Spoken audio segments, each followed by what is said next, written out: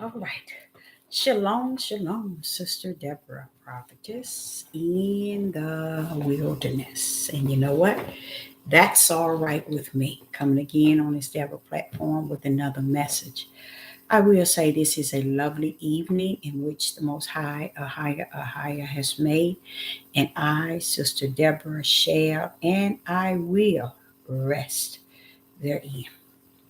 Just coming with a message. And it's really a part two of a lesson. And I want to enlighten those who are walking in the light, just to bring some more light. And I'm going to wait until we get a few people in.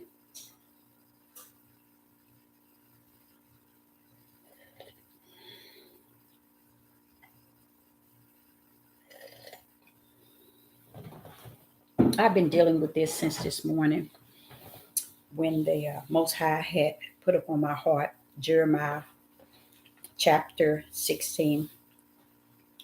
And it really brought a lot of closure to the point of, wait a minute, what is left? Father Ahaya, what is there left? And he shared this with me by giving me uh,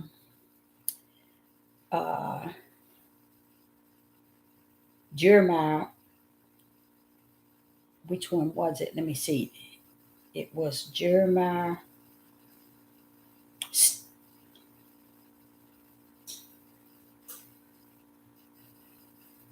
Was it 16? It's chapter 16.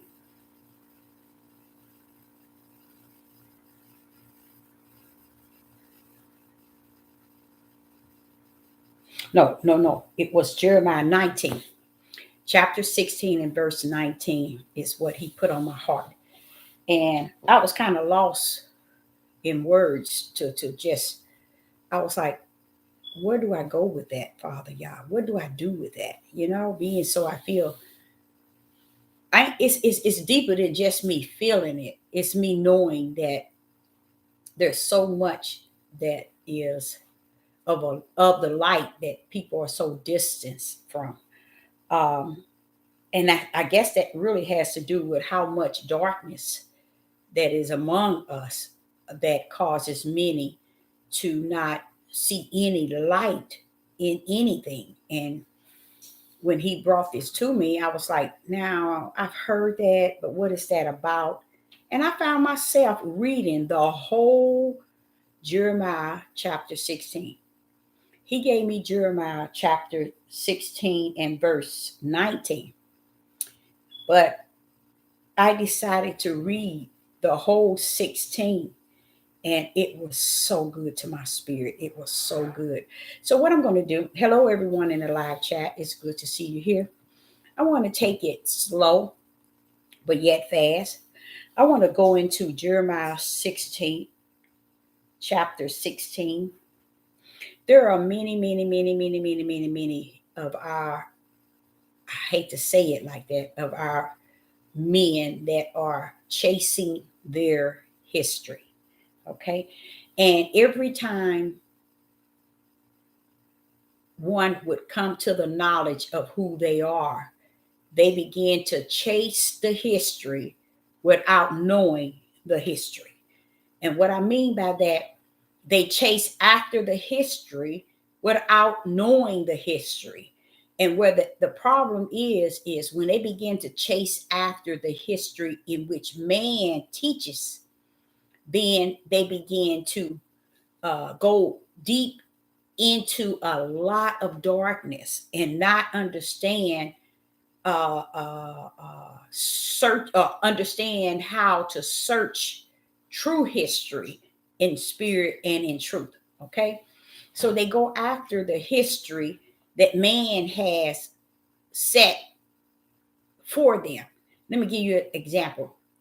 When I first got on to YouTube, a lot of the Hebrew Israelite men it was, I mean, it was like a iron claw. The law and the commandments, they were using it like an iron claw.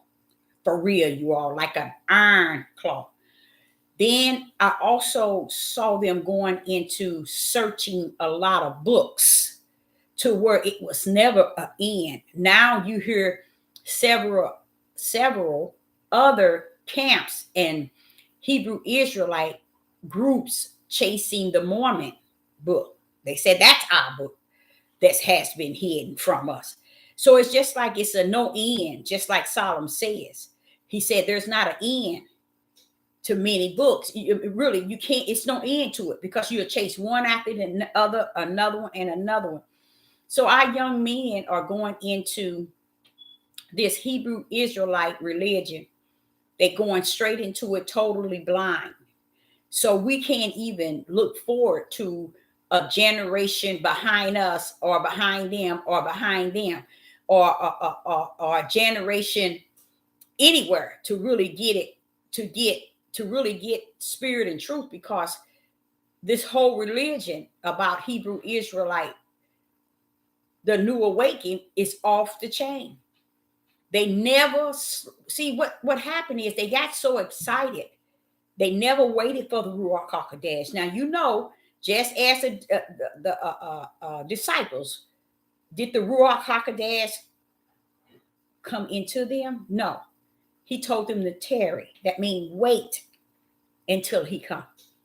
Well, what happened with the Hebrew Israelite movement, the newfound awakening religion, they never did teach the men, nor the young men, or they never themselves waited for the Ruach HaKodesh. They just took off running. And in the midst of their running, they were running into a lot of darkness. And they just took whatever they could to form a religion out of what they believed, what they felt, what was in their wisdom, their knowledge, and their understanding in their flesh. And that's how they build up on what you see today. But they never thought that, wait a minute, we took pieces out of Deuteronomy 28, but there are many prophets speaking of us. Just like Abraham spoke of us. He didn't speak of us, but the instruction book told us about how Abraham had was in a vision, and the father had revealed to him this very same thing that you see in Deuteronomy 28. So what happened? You guys, it didn't even stop there.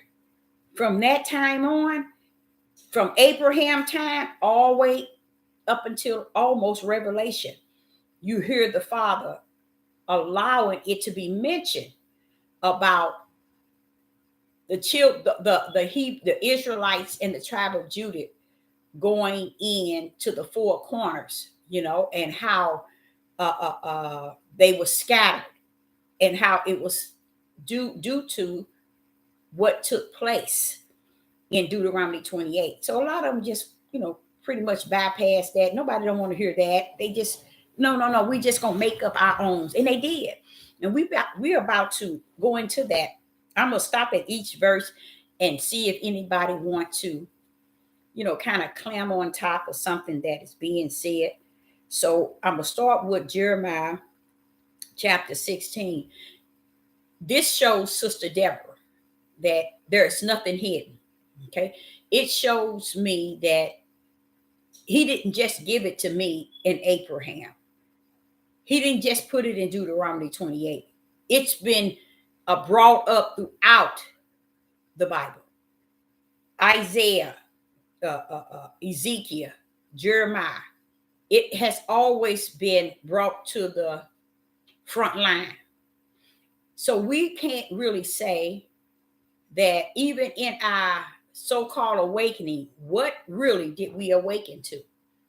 You see, that's a big question, because how could we not grip Jeremiah, Isaiah, and Ezekiel? Say, for instance, we didn't take all we knew we should have taken out of Deuteronomy 28. We only took two pieces, and we formed a religion and a movement and a cult around all of that. We didn't really wait and tarry for the ruach. We just took off, and we didn't think to look back and say we need to repent. We had it wrong. We got it wrong. No, they ain't got. They so far deep into the darkness to where they can't even turn around and go the other way. So we're gonna start in Jeremiah chapter 6, and each verse or two or three verses. I'm going to stop, and I'm just going to ask you if you have went over Jeremiah chapter 16, but it's going to blow. It's going to reveal some things to you. It's going to really bring some light, okay, and some closure, because you'll see that this little old lady, she been on it all the time. And listen to this. Jeremiah chapter 16. The word of the Lord came also unto me, saying, he said, this is what Jeremiah is talking about. And he is a prophet of the Most High. Thou shalt take thee a wife. Thou shalt not take thee a wife, neither shalt thou have sons or daughters in this place. In this place. He's telling his prophet, don't take a wife, and don't have sons and daughters in this place. Verse 3. For thou said the Lord concerning the sons and concerning the daughters that are born in this place, and concerning their mothers that bare them, and concerning their fathers that begat them in this land. And he's telling this to the prophet. Okay. Now, verse 4. They shall die. Wait a minute now. Hold up, Father. Y'all, you're going too deep, too quick. He's saying this to Jeremiah. They shall die of grievous deaths. They shall not be laminate, neither shall they be buried. And that means preparing them for their burial, or when one die, it's really like having a little service for them. Okay. And it says, neither shall they be buried. But they shall be as a dungeon upon the face of the earth, and they shall be consumed by the sword and by famine, and their carcass shall be meat for the fowls of the heavens and the beasts of the earth. They're gonna die in that land, you got many. Oh, who did he say? Mother, father, sons, and daughters in that land. You know what land? Anybody know what land he's speaking of? Do anyone happen to know the land in which Jeremiah chapter 16 was warned not to take a wife, nor have children or sons on that land, in that land, because the mothers, the fathers, the sons and daughters, they're gonna die a grievous death. Their body's gonna lay, their carcass gonna lay in the streets. This is the promised land, you guys. This is the promised land. That's why he's sending his prophet in. Tell him don't have nothing to do with no women, no wife. Don't have nothing to do with having any children there, because he's letting him know. He's telling his prophet that already, informing him. Now watch this here. He even said that their carcass shall be meat for the fowls of the heavens and for the beasts of the earth. Animals gonna eat their body, eat off their bodies. Now, where is this? This is in the land, the promised land. Wait a minute. You see what I'm trying to say is this, you guys. The way this fake religion took off, it took off without waiting for the Ruach HaKodesh. So it took off with its own understanding, its own teaching. You see, because this right here shows you that he had fulfilled the promise to Abraham. He had fulfilled the promise to Abraham. He placed them on the promised land, floating with milk and honey, and gave them everything. So here, look at what he's about to do on that same promised land he brought them to and gave them everything, the richest land on the face of the earth. But look what he's telling his prophet that's going to take place on that land. So we get to verse 5. We in Jeremiah chapter 16 and verse 5.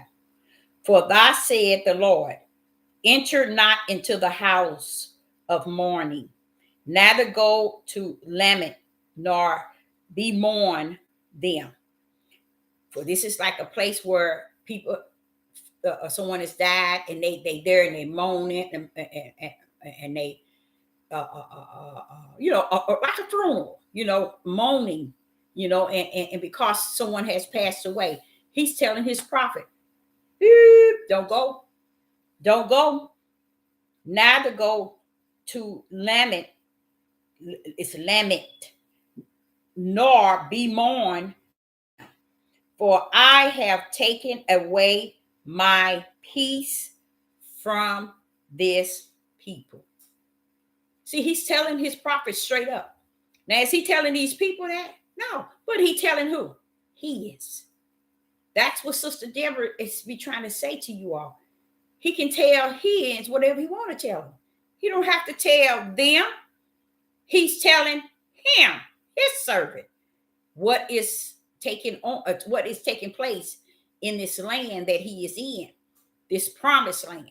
And he's giving him the whole lowdown. Okay, and he told him, for I have taken away my peace from this people. Okay, said the Lord, even loving kindness and the mercy are taking it away. Now, why is it he's telling this to the prophet, his prophet, which is his servant, and not the people? Because he don't have to tell them nothing else. He done said enough. And that's how I feel today, y'all. When I say that he says finished, it is finished. He don't have to come tell you nothing. He don't have to break nothing down to you, explain things to you, justify, clarify, identify. Those days are over. And here it is with Jeremiah. He's doing him the same way. Letting him know exactly his movement and what he's doing in the promised land to the children, the house of Israel and the tribe of Judah, in case y'all didn't know that. Now listen to this. Verse 6, we in Jeremiah chapter 16, verse 6. Both the great and the small shall die in this land. Now that's the promised land. The great and the small shall what? Die. Where? In the promised land. The land floating with milk and honey. See, y'all don't want to own up to the fact that we are some ugly people. We are some straight up from the flow up ugly people. And we have wronged the Creator in every shape, form, and fashion. And today we walk around saying somebody else is bothering us. And it never dawned on us, we are the only people, the only human beings that have ever been on the face of the earth that has totally disrespected the Most High. And nobody even think to, wait a minute now, y'all, why are we doing that? We're supposed to be the children. We was the chosen children. Wait a minute. You see? We represent Abraham, okay? No one talks about stuff like that. They don't talk about it. They don't preach about it. They don't say anything. All they say on these devil platforms is somebody bothering us. Now, listen to this. Verse 6, Jeremiah chapter 16 and verse 6. Both the great and the small shall die in this land. They shall not be buried, neither shall men lament for them, nor cut themselves, nor make themselves bald for them. That's the one way they used to do certain things when someone has passed away. They're showing you that the men ain't gonna do it. They're not gonna do it. It's gonna be so much death on the land, great and small, and no one is having any type of barrier. Hires letting the fowls and also the beasts of the earth eat them up when they die. So no one is putting them in the ground or giving them a funeral, as we call it, or burying them in any way, shape, or form. Okay. And then in verse 7, he said, neither shall men tear themselves for them in mourning. You know how if they lost a son or a wife, or he said they ain't gonna be feeling nothing that's happening. It ain't gonna even concern them. It's nothing gonna be there. You see, he says the feelings and them beholding all the things that's taking place in our men, there's nothing going to be there that's going to move them. Listen to this here. Chapter 16 of Jeremiah, verse 7. Neither shall the men tear themselves for them in mourning, to comfort them for the dead. To comfort them for the dead. See, neither shall men give them the cup of consolation to drink for their fathers or for their mothers. So it's not going to be no comfort. No one is going to comfort anyone regarding their loved ones, losing their loved ones. And this is what's going on in the promised land. All because, and I ain't going to make it sound so simple. It's what they did, y'all. It's the things that they did. That was the final shot. Okay? Because Israel been doing it for 1,000 years. Israel and the tribe of Judah been doing things for 1,000 years against Ahiah. So this here was just, hey, wait a minute. I gave you the best of the best, put you there, and you gonna get here and do everything against me. I tell you what, that's it. That's it. Just like you tell me, Deborah, that's it. I'm not coming to give anything. So I think a lot of people really thinking that he's gonna come and he's gonna soothe them and comfort them and say, oh, it's okay, or it's I'm gonna come get you and things gonna get better. And this, no, it's not, y'all. They've been lying to you all. That whole religion of awakening has been a lie, because they never awakened to spirit and truth. They never waited on or tarried for the Holy Spirit like the disciples and all of those that was in the upper room. These group of people who formed this newfound religion, they just went wham, shot into it and just start cutting through. And they formed their religion, the Hebrew Israelite and the awakening. And it is a religion. And it's a very wicked one, because it has no spirit and truth in it. And they don't want no spirit and truth. They don't even want Yah in it. They really don't. They want only themselves. They want to form their own fleshly opinion and interpretation, and their own fleshly, how would I say it, wisdom, their fleshly knowledge. And they definitely want their own fleshly understanding. They don't want a higher, because if they did, they would have waited for him. They would have tarried for him and see what he wanted them to do in what they were trying to do. Instead, they found out that they were the children, and they just, shoot, let's open up this. They did this, they did this, they did this, they did this. And guess what? The receipt is right in his book. And it can be revealed to you through the Holy Spirit, which is the Ruach HaKodesh, to those who sits in the darkness. because you're not going to get it out of the mouth of these men. You're not going to get it. Now listen to how he's doing to what he's doing to them. Where is he doing it to them at? On the promised land, you guys. Now, if he's doing this to them on the promised land, what makes you think he's going to play patty cake, baker, man with you on your land of your captive? Because of a curse he puts you in. Now watch this here. In verse 8, it says, thou shalt not also go into the house of feasting to sit with them, to eat and to drink.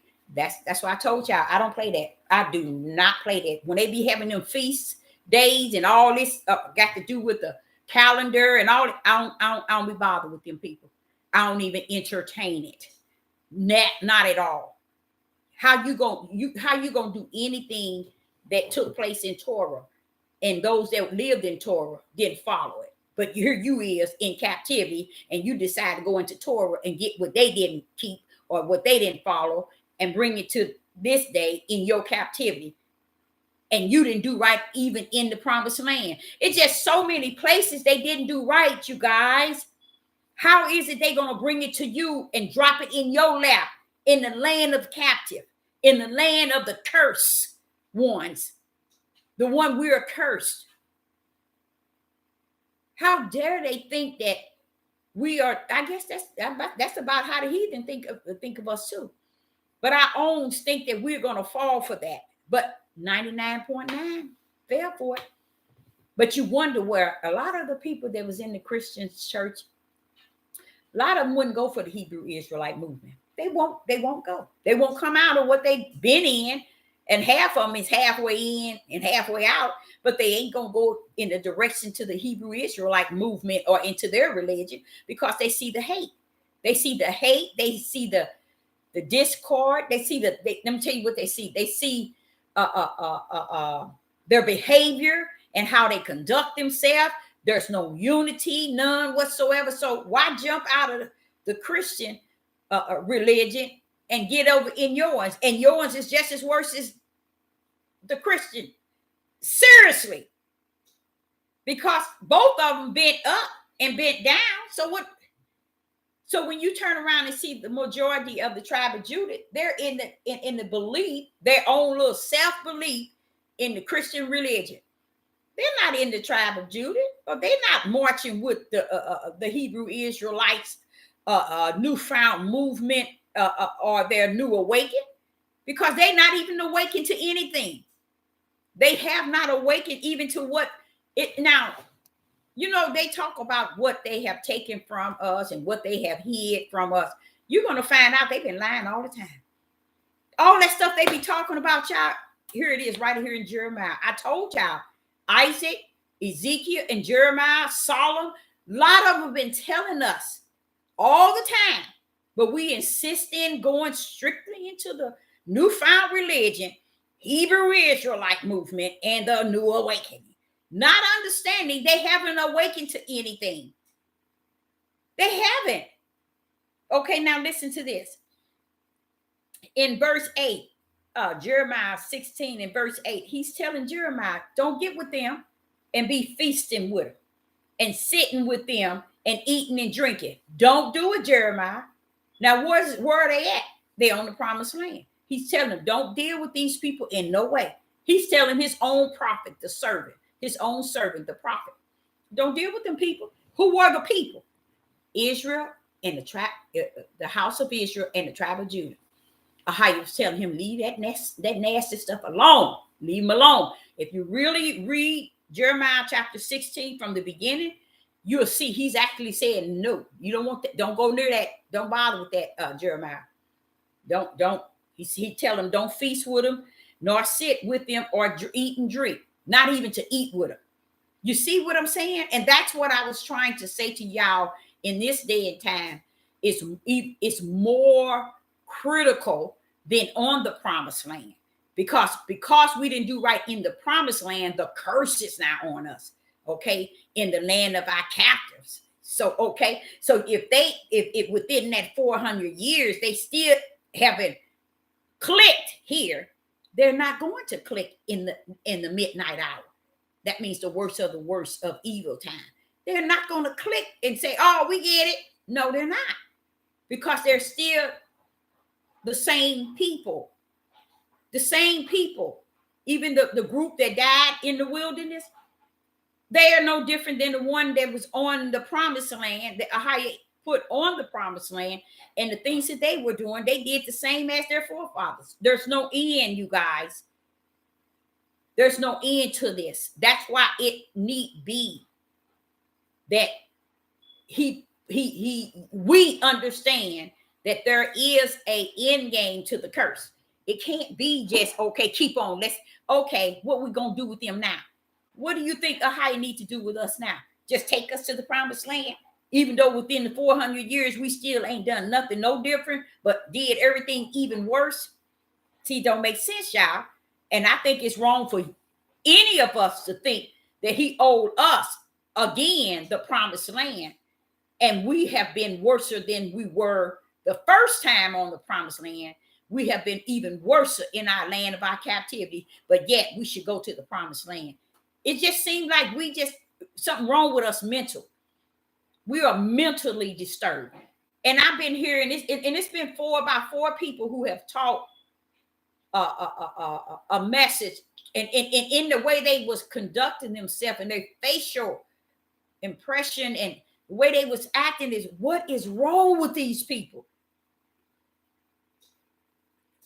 A lot of people don't want to say it like that, and they don't want to feel it like that. They don't want to think it like that, and they don't want to see it like that. But it's finished, whether you like it or not. It's going to be like he said. Now, here we are in Jeremiah chapter 16, and Ahiah is laying it out, what took place in the promised land. Now, we ain't in the promised land. We in the land of our captives. So if we are worse than what they were doing in the promised land, what does that say to us? What is that really saying to us? Okay, now listen to this. In verse 8, he told Jeremiah, thou shalt not also go into the houses of feasting, to sit with them, to eat and drink with them. And that's Sister Deborah. Why would I go eat and feast and drink? And I know their hearts is not right with the Most High Ahiah. It don't make no sense. And that's what those feasts is, and them coming together, them calendar days and all this thing that they covering up, you guys. They're covering up. They really don't have the Ruach HaKodesh in them. They role playing, they're clowning. Okay? And some people would feel sad because they're not participating. I was you better be praising the Most High Ahiah that you're not connected to that. And this is what he was telling Jeremiah. Stay away from that stuff. Okay? Now, verse 9. For thou said, Ahiah, thou said the Lord of hosts, the God of Israel, behold, I will cause to cease out of this place in your eyes and in your days the voice of mirth and the voice of gladness and the voice of bridegroom and the voice of brides. He's telling him he's going to cause everything of any kind of gladness, any type of joy, any type of anything they think they're going to get ready to do. Same thing here in this land. Same thing. In the land of your captive. Now, they over there in the promised land. Ahiah is throwing up and he's throwing down on their butts. He's throwing up and he's throwing down on them. So when y'all sitting here hearing Sister Deborah talk about Jeremiah telling us what Ahiah was doing to the house of Israel and the tribe of Judah in the promised land. Now, wait a minute now. Ahiah was doing all this to them before they went into captivity? Yes. They ain't going to teach that to you, and they ain't going to preach it to you. See? You would think when they got over here, they should have been saying, oh, I'm just so glad to be somewhere. No, because Ahiah said they got over here to the in which he had scattered them. He said they got over here and began to profane his name and disrespect him in the face of the heathens. See, it's a no end to these people. It's a no end. And when we want to make us the good people and make everybody else the bad people, this shows you that there's something mentally wrong. They're seriously something mentally gone. Okay.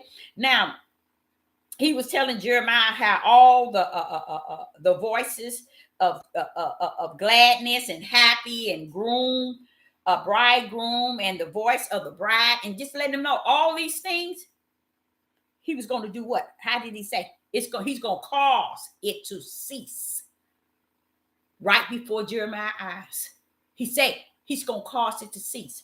So it ain't going to be a time of people having a good time and, or anything. He's caused all of that to cease. Verse 10, and it shall come to pass when thou shalt show this people all these words, and they shall say unto thee, wherefore have the Lord pronounced all this great evil against us? That sounds like the Hebrew Israelite men today. We ain't done nothing. That was the heathens and the Gentiles. Now, y'all hear this. Follow me here so you can see exactly what they said regarding what Ahijah was doing to them while they were in the promised land. See, these is the people who don't think that he should do anything to them. We should be able to kill each other. That's what we want to do. We should be whoremongers if that's what we want to do. We should profane. I mean, we should cause the land to be polluted if we want to. You don't tell us what to do. That's the mindset. That's the mindset. When I go out into the world, that's the mindset of our people, y'all. Straight up from the floor. They don't follow rules. That's what rebellion, disobedience is, a form of not following rules, you guys. We are known to not want to follow rules. So here we are on a promised land. Now hear this. And it shall come to pass when thou shalt show this people all these words. When Jeremiah come before them and show them all the words in which Ahijah had spoken, listen to what they say. And they shall say unto thee, wherefore have the Lord pronounced all this great evil against us? Or what is our iniquity? Or what is our sin that we have committed against the Lord our God? Jeremiah telling them all the things that Ahijah is bringing upon them, and they turned around and said, well, wait a minute. What did we do? We ain't done nothing. Just like today. Just like today. These men go around here and do all this wicked and evil, and they're standing in front of this YouTube and Facebook and give messages like they ain't done a thing. And everybody eat them up and eat them down. And they hardcore on believing that they have done no evil. They have not committed any iniquity. And then he said, or what is our sin that we have committed against the Lord our God? What you mean? What is your sin? All this death around you. And fowls from the air eating up bodies, young, old, men, women, daughters, sons. And you sitting here saying you ain't done nothing? Okay. Let's go to verse 11. Then shall thou say unto them, this is the father telling Jeremiah, this is what you're going to say to them when they said it. Because your fathers have forsaken me, said the Lord, and I have walked after, and thou had, wait a minute, let me start back over. 11. Then shall thou say unto them, because your fathers have forsaken me, said the Lord, and have walked after other gods, and have served them, and have worshipped them, and have forsaken me, and have not kept my law. Did he say the mothers? Did he say the daughters? Did he say the sons? Who did he say? The fathers with an S. See, a lot of you all don't understand. You might think, well, Sister Deborah's always saying man, man, man, the men, the men, the men. You can say what you want. Y'all been saying it since the beginning of time in Genesis. He's been saying it. And he has not been easy on them. It's just that they have made the picture look pretty, make you think it's all about us. Us men, we the men. We did. But yes, you the one that he's been trying to correct since the beginning of time. Now here he's telling them, verse 11, then shall thou say unto them, because your fathers, your fathers, your fathers have forsaken me. Should I just go on and say, now the women? See, this is their mindset. And this is how they teach today. They ain't going to teach you this. They ain't going to reveal this to you. And they're not going to show you. Because they in too much darkness to bring you any type of light. Verse 12. And ye have done worse than your fathers. Ye have done worse than your fathers. Now, I can vouch for that today. I'm a living prophet, not a devil. I can vouch way worse, 3 times worse than their forefathers. Yes, yes, yes. Now, listen to this in verse 12. And ye have done worse than your fathers. For behold, ye walk everyone after the imagination of his evil heart, that they may not hearken unto me. Who is he talking about? He's still telling you about the what? The men. I know. They want to. That's the whole idea of everything he kept destroying, and he kept discipline has been men. Has been men. And he called it out. When he wanted you to know that he was disciplined male and female, he would tell you. But here he's been saying it since Genesis, and we keep looking at putting ourselves right beside them in what Ahiah is saying to them, because he remembered in Adam blaming him for giving him her. You see?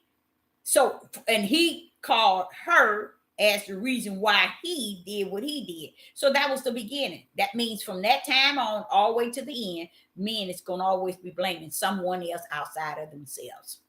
Now, who in their right mind think that had took place in Genesis just was a separate thing that happened? No, it set the pace. Did not it bring in sin? Did not it bring in sin? So if it brought in sin, it should have brought in everything else so you could see it for what it is. And that was men never deny owning up. Even in the face of Yah, they still won't own up today. They won't. Sister Deborah can be saying something so potent, but they won't own up to it. Even down deep, and not even deep in them, they know what Sister Deborah is saying is true. But they won't own up to it. Because if they couldn't own up to a higher, well, yes, I did this here. They ain't going to own up to Sister Deborah and you and nobody else. Because they're known to try to get out of every wicked and evil possible. They do not want to be held accountable for nothing. They don't want to. And they do everything they can to not be held accountable. But I think the Most High are higher. We all going to be held accountable when we stand before judgment. Okay? So he says here in verse 12, and ye have done worse than your fathers. For behold, ye walk everyone after the imagination of his evil heart, that they may not hearken unto me. Verse 13, therefore will I cast you out of this land into a land that ye know not. Is that not Abraham? Now listen to this. Way back in Genesis. Here he is talking to the prophet in Jeremiah. You see, you guys? See, it didn't start in Deuteronomy 28. It started in Genesis. You see? Him informing Abraham what's going to happen. What's going to go down. You see? So therefore, how is it we bypass all of this and just claim where we at is the fault of every flesh and blood of a man, heathen and Gentiles, is where we at. It's their fault. The Father was sharing with me today. He said, it's because that's how much disrespect they have for me. That's how they have disrespected me, Deborah, in time past.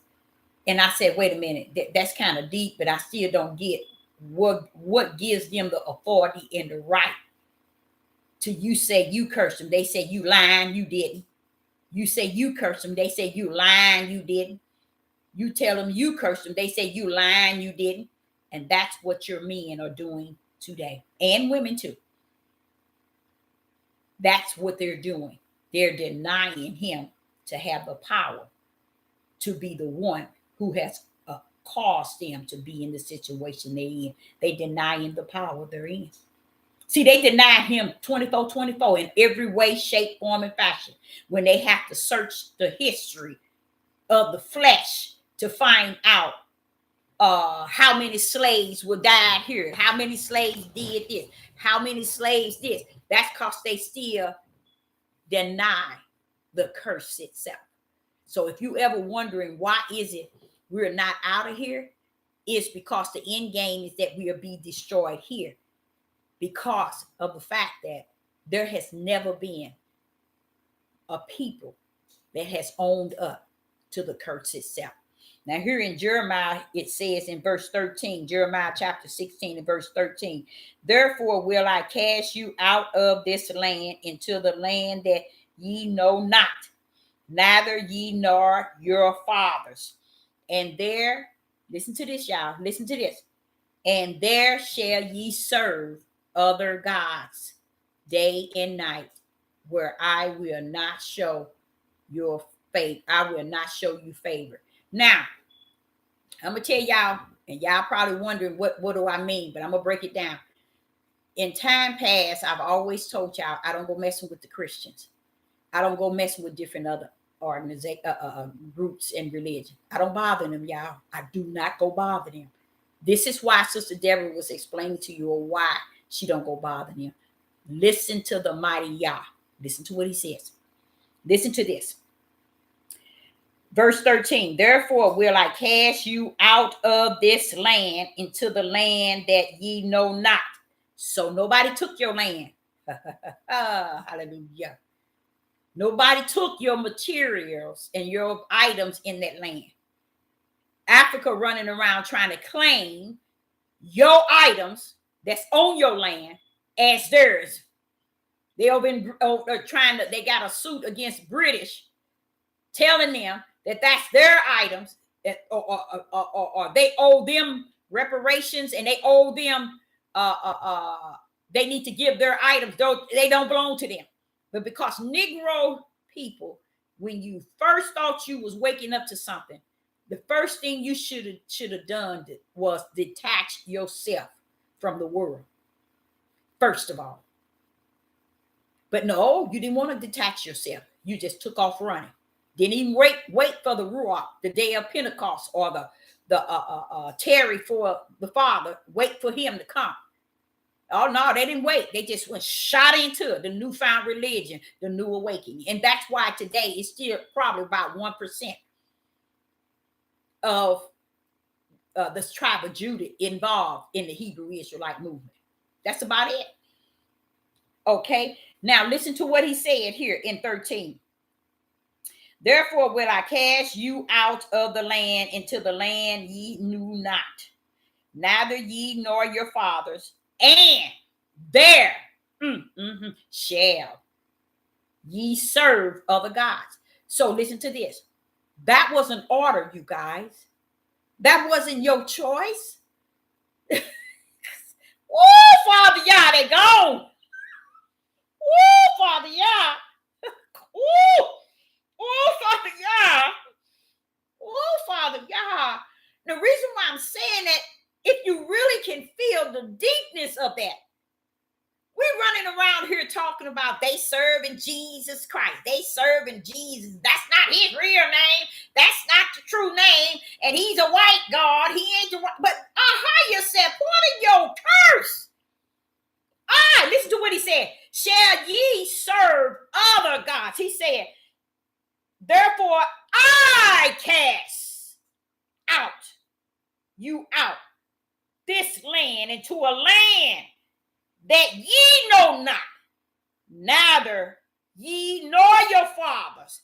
I did this. Let me hear that again, Jeremiah. Come on with it. Therefore, in verse 13, therefore I will I will do this thing, Deborah.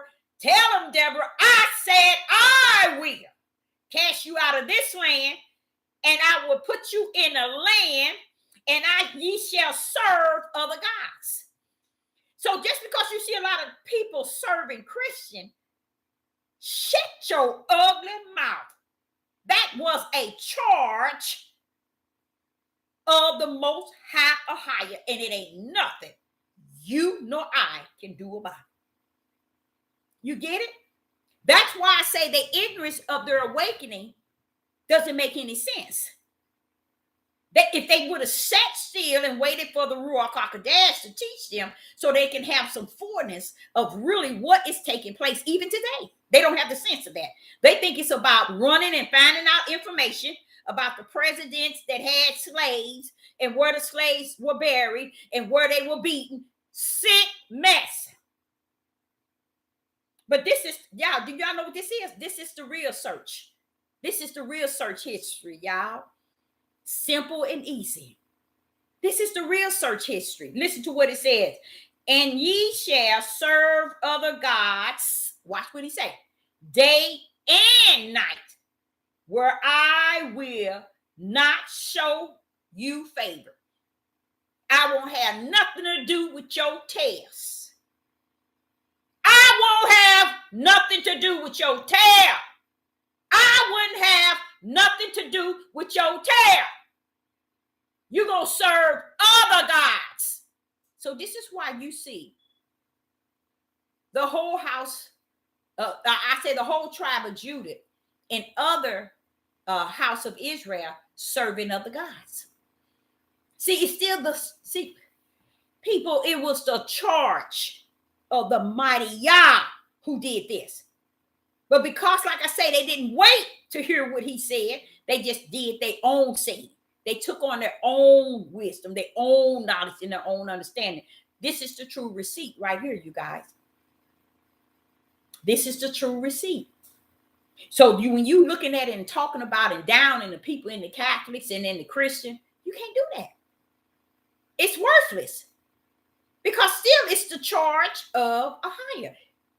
Therefore, will I cast you into this situation? You see? So tell me, how you going to get out of something that Yah has cast you in? I like to know. How you going to get out? You're not. Well, so I said something that was really powerful. I know many of you all might not have gotten it. I said that you got about 1% that's following the Hebrew Israelite movement, the newfound religion. And that's kind of sad. The rest of them are following Christians and Catholics and Baptists and other religions. Why? Because the Bible said that's what they want to do. That's a charge, you guys. That's not a choice. It was a charge. And that's what they did is when they found out something about the Hebrew Israelite, they took off running. They took off running into the newfound religion called awakening. And all the men went out and they gave themselves positions. Oh, I'm a Maureen. I'm a seer. I'm a watchman. You know, I'm a pastor. I'm a bishop. I'm a apostle. I'm a deacon. They went and gave themselves all kind of positions. And that's why it's all out of order. Because they never waited. Like those who waited in the day of Pentecost, waited on Yah. They didn't. When they come to where they found out anything that they were the people, they should have waited for a higher to indulge himself in them and teach them from that time on. They didn't. And this stuff that Sister Deborah is telling you all don't even understand. You getting more food than they ever will even look into to see. Because now they can't turn away from their new religion or their newfound awakening. They can't turn away because they led so many people out in the deep that the people can't even find their way back. And nor they can find their way back. All they have to do is follow and read exactly what I'm reading. But they don't want to come back like that. And y'all know they don't. Because the truth be told, they didn't wait. They did not wait for the Ruach HaKodesh. They didn't tarry. Okay? So the father was saying, and while you serving these other gods, what did he say? I will not show you favor. I'm not going to show you no favor. That's why you got a lot of the tribe of Judah always in church and go to church and be led by these other gods. Now, why would Ahiah do that? Anybody in the live chat, can you answer that? Why would Ahiah allow that to take place? Why would he do that? Why would he cast them into a land and charge them to be serving other gods? Why? Anybody know? Anybody? Why would Ahiah do that?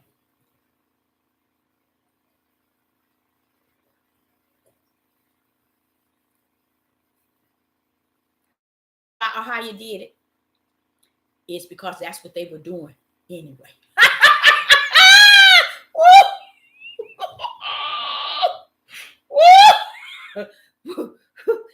They were doing it anyway. So he said, I tell you what, I'm going to put you in the land so you can continue doing what you're doing, serving other gods. But the land you're going to be in, you ain't going to know nothing of it. But I'm going to set you in another land, but I got to get your butt off this promised land right now. This promised land was listed as holy. I got to get you up out of here. Okay? So he did what? He cast you out of this land into a land that you knew not, neither ye nor your fathers, and there shall ye serve other gods. So day and night. I love that. When he say day and night, that means non-stop. You're going to be worshiping other gods.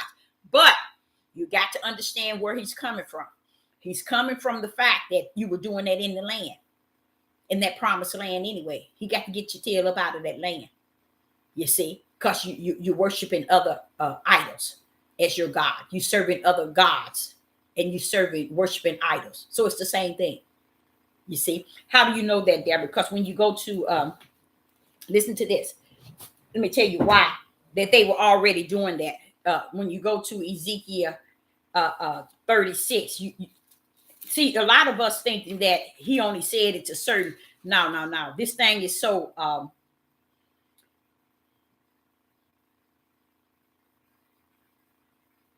okay. In Ezekiel 36 and verse 18, wherefore I poured my fears upon them for the blood that they had shed upon the land, and for their idling wherewith they had polluted it. They had polluted the land.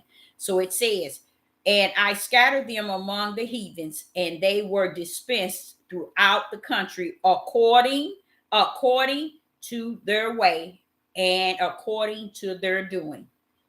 See, they were already doing it. They were already worshiping other gods, y'all, in the promised land.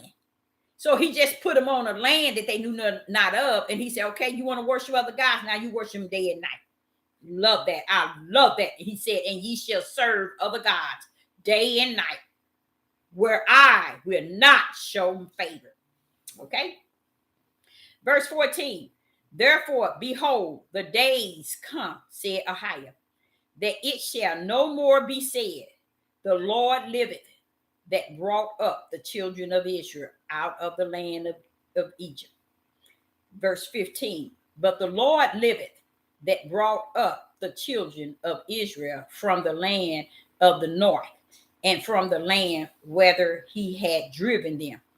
And I will bring them again into their land that I gave unto their father. Okay. Verse 16. Behold, I will send for many fishermen. Now, who's going to do this? Who's going to do this? Ahiah says, I will send many fishermen, said the Lord, and they shall fish them. And after will I send for many hunters, and they shall hunt them from every mountain, from every hill, out of the holes of the rocks. Who did that? Ahiah.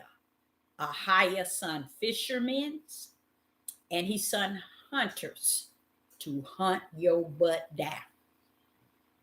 But we blaming the British, we blaming United States, we blaming the Jews, we blaming everybody from having slaves, and don't see this is not their right hand. This was the Father's right hand, and it was his doing.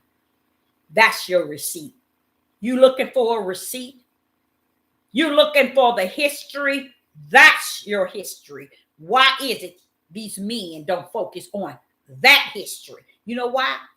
They want you all to be deceived. They want to lie to you and get you to keep believing their lie, that somebody's bothering them and somebody's done something to them. And when they do that, not only do they, but you too, participate in them disrespecting the idea that Ahiah's curse and his word, his charge, and everything he did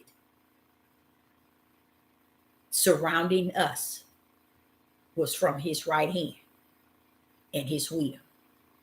But to deny that, you are heading to the lake of fire, because you turn around, didn't respect the fact that what you did required you to be cursed.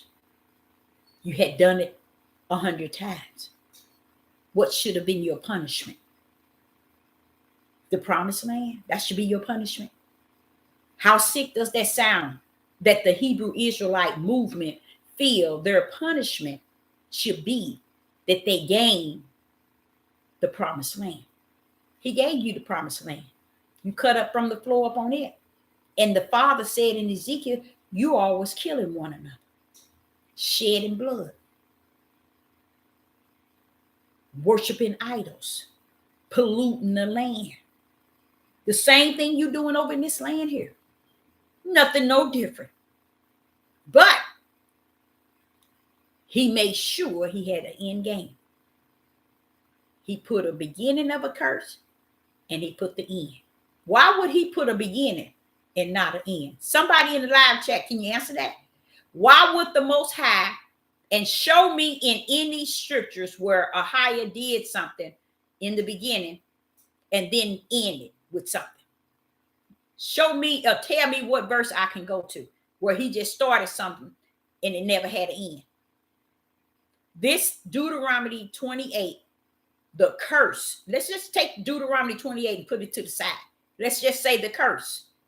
If the curse had a beginning, it got to have an end. And what made the Hebrew Israelites deceive their people? By not allowing them to understand the end of the curse, because it opens up a whole new brightness of light. So they kept it compact so you wouldn't know the fullness. Here go Jeremiah speaking to my spirit, telling me, see, Deborah, here it is right here. This is what they were doing in the promised land. This is why he did that. Okay, so here it is. In verse 16, behold, I will send for many fishermen. I will send for many fishermen, said the Lord, and they shall fish them. And after will I send many hunters, and they shall hunt them from every mountain, from every hill, and from the holes of the rocks. Now, this is Ahiah sending all those other countries to seize us, to take us. Do y'all get that? No, you don't get it, because the Hebrew Israelite told you something different. Something that made you feel more better in believing. But that's why they still run around here chasing who they are, trying to prove to the heathens that they are the people. Ahiah is not going to Ahiah is not going to cause a heathen to like you, to treat you better, to do you right. to do you good. Ahijah that's not a part of the curse, you guys. We're in any of the Bible where he said he's going to bring you out of the curse and they going to love on you. They going to do this and they going to do that. You ain't going to find it. You ain't going to find it. You will find once you get to the promised land, you're going to be almost there and you're going to see those Gentiles coming to help you on through because you're going to be tired on your journey. And they're going to help you take your items and maybe pick your children up and help you go on in to the promised land. But if you're thinking this is the promised land, I promise you, you sick. If you think this is the promised land, I promise you, you sick. And if you think he's going to clean you up in this land, you sick. Okay? When you come out of here, you're gonna be like you were when you come in. You're gonna be that same way that when you go out. So you're not gonna escape, you guys, all these lies and deceiving these people and all these wickedness. Men, I'm gonna let you know you're dying by great numbers.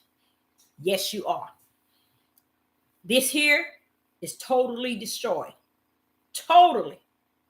And now to me, I embrace it even more. Because it makes sense to knock their tails out of whack. Because they already crazy as I don't know what. In their thought pattern, in their feelings, in their actions. So knock it out, Father. Out the ballpark. Okay? Now, verse 17. We talking about Jeremiah chapter 16, verse 17. For my eyes are upon all their ways. See, this is the problem. And that's what he constantly keep telling me. He said, Deborah, it's okay. It's okay. It's okay. I know it. It's okay. For my eyes are upon all their ways. They are not hidden from my face. Neither is their iniquity hidden from my eyes. He's letting you know. You ain't nothing. I know that they thinking that, okay, they going to change the word and make it the way they want to, the way they feel it, the way they understand it, and the way their knowledge is set up in them, and the way their wisdom is set up in them. They're going to change everything to make it fit them and to fit their newfound religion, the new awakening, the Hebrew Israelite new awakening. You're just going in a circle of fire. That's it. A circle of fire. Everything that we went up against the Most High, we call ourselves going to make him a lie so we can stand on our darkness, use a liar from the pit of hell. We ain't going to stand on our darkness and try to make him a lie. I'm here to tell you the truth of the matter. Use a lie.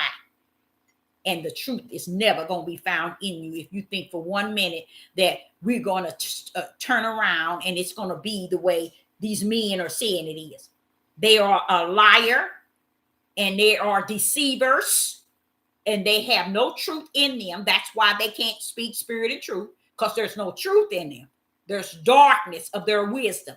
There's darkness of their flesh, and there's darkness of their understanding out of their flesh. They have no spirit and truth that rests therein. Okay, now we into verse 18. Jeremiah chapter 16, verse 18. And first, I will recompense their iniquity, and their sin I will double.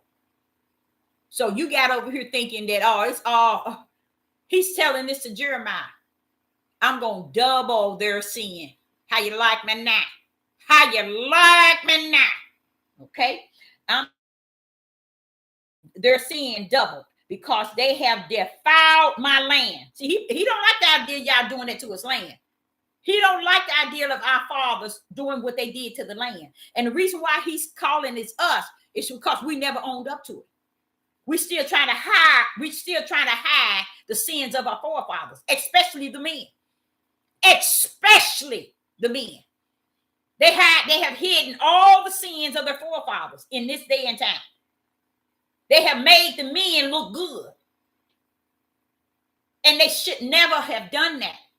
Ahijah is sitting here telling his own servant how ugly they were when they got over here and how ugly they're going to be while they're here. and how worse it's going to get. He said he has doubled in verse 18. And first, I will recompense their iniquity and their sin doubled, because they have defiled my land.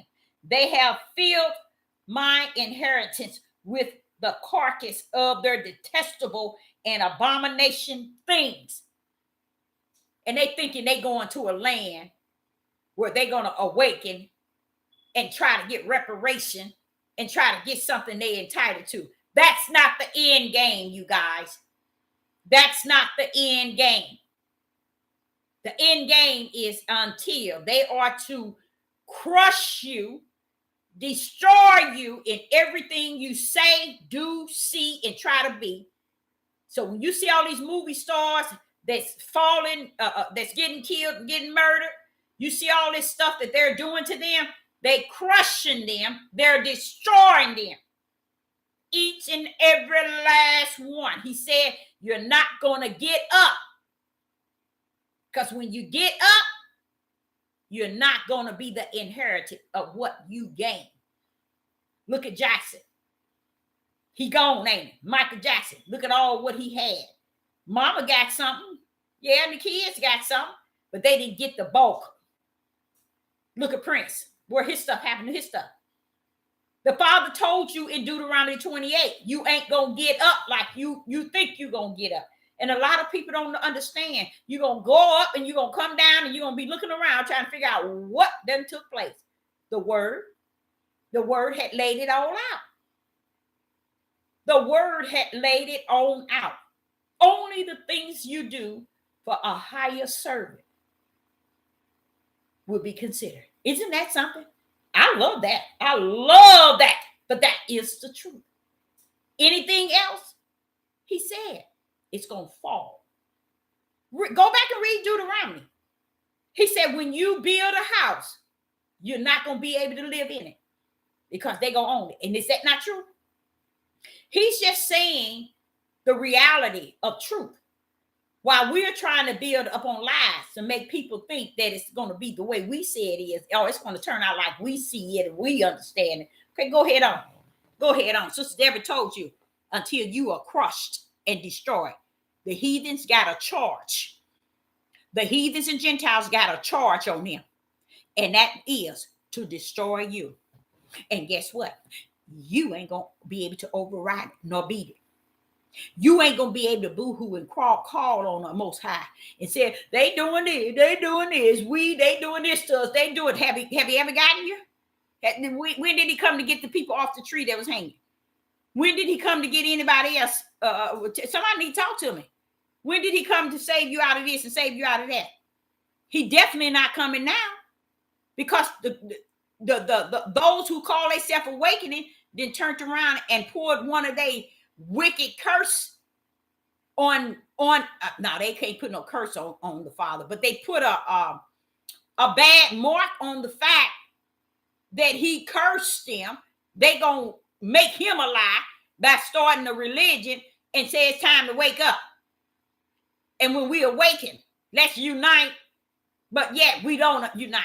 Let's come together in the awakening. They don't even come together. Y'all notice that? You don't see not one of them come together. Not one. You go on YouTube, they all battling one another. Hating on one another to the point of killing. I am not lying to you all. That is the truth. Because they trying to override the curse. Instead of getting on the curse and let the curse take its course. Thank the Most High for the curse. Pray that Ahia ask for forgiveness, repent for our forefathers and for us. Oh no, we ain't gonna do that. They bothering us. He come to get us and he gonna throw them down. Baby, they waiting for Babylon to come and they don't even understand. Babylon first is a system. The system gonna cave in, you guys. Babylon, as you see this country, it's already fallen. It's already have fallen. It's just the system you waiting to fall. You see? And when that system come crashing, the Babylon system, that's what you're going to see. And you're going to be found in it. Because he said, come out of her. And our men stays up in her rectum 24/24. They will kill their whole family for Babylon's system. Oh, yes, they will, baby. Oh, yes. So here it is. Okay. And he said in verse 19, this is for any and everybody. If you can answer Jeremiah chapter 16 and verse 19. O Lord, my strength and my fortress and my refuge, in the day of affliction, the Gentiles shall come unto thee from the end of the earth, and shall say, surely our fathers have inherited lies, vanities, and things wherein there is no profit. Who can say what verse 19 is saying? And I'm gonna hold that up. And verse 20 says, shall a man make gods unto himself, and they are not gods? Verse 21, therefore, behold, I will come this one cause. No, listen to this here. Verse 21, therefore, behold, I will this once cause them to know. I will cause them to know my hand and my might, and they shall know that my name is the Lord. Now, what is he sitting here telling? Talking about his hand and his might. See, this is the mystery I was trying to explain to you all also. Many don't know who that right hand is. They don't know. And the might is in the arm, the stretched out arm. So he's saying here, therefore, behold, I will this once cause them to know that right hand and that mighty and my might. See, you're going to let them know. Why? Because he's going to throw down. He's going to show them. Because really, honestly, even us today, I ain't going to say me, many today don't know nothing about the right hand. They don't even know who the right hand is. They don't know nothing about it. But I like what he said here. I will cause them to know my hand and my might. He said, only once. That's what he said. For this, behold, I will this once them to know. Once that hand and that might. Okay, so if it's anyone in the live chat can cover verse 19 of Jeremiah 16 and 19. I'm going to leave it open.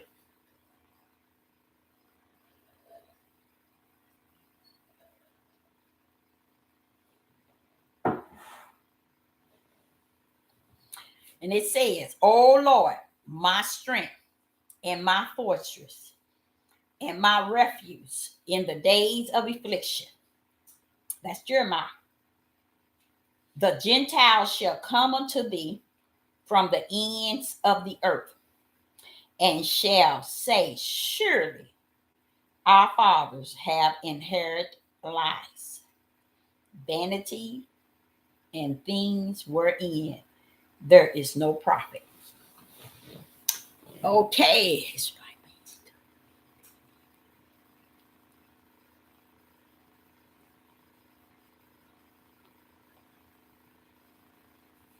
It's in the DNA.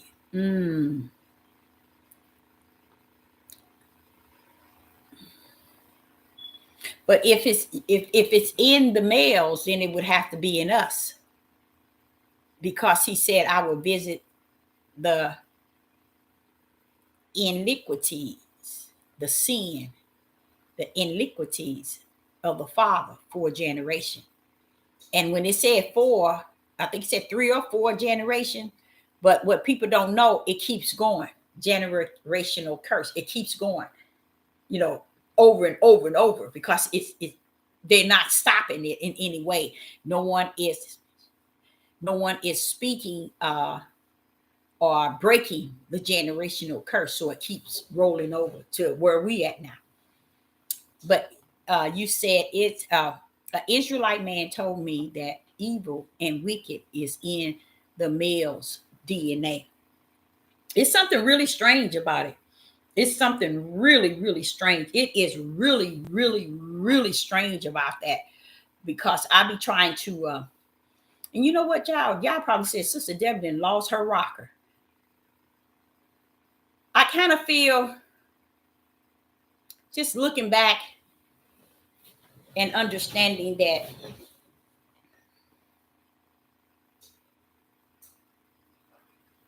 how I try to, you guys, see if I can place myself,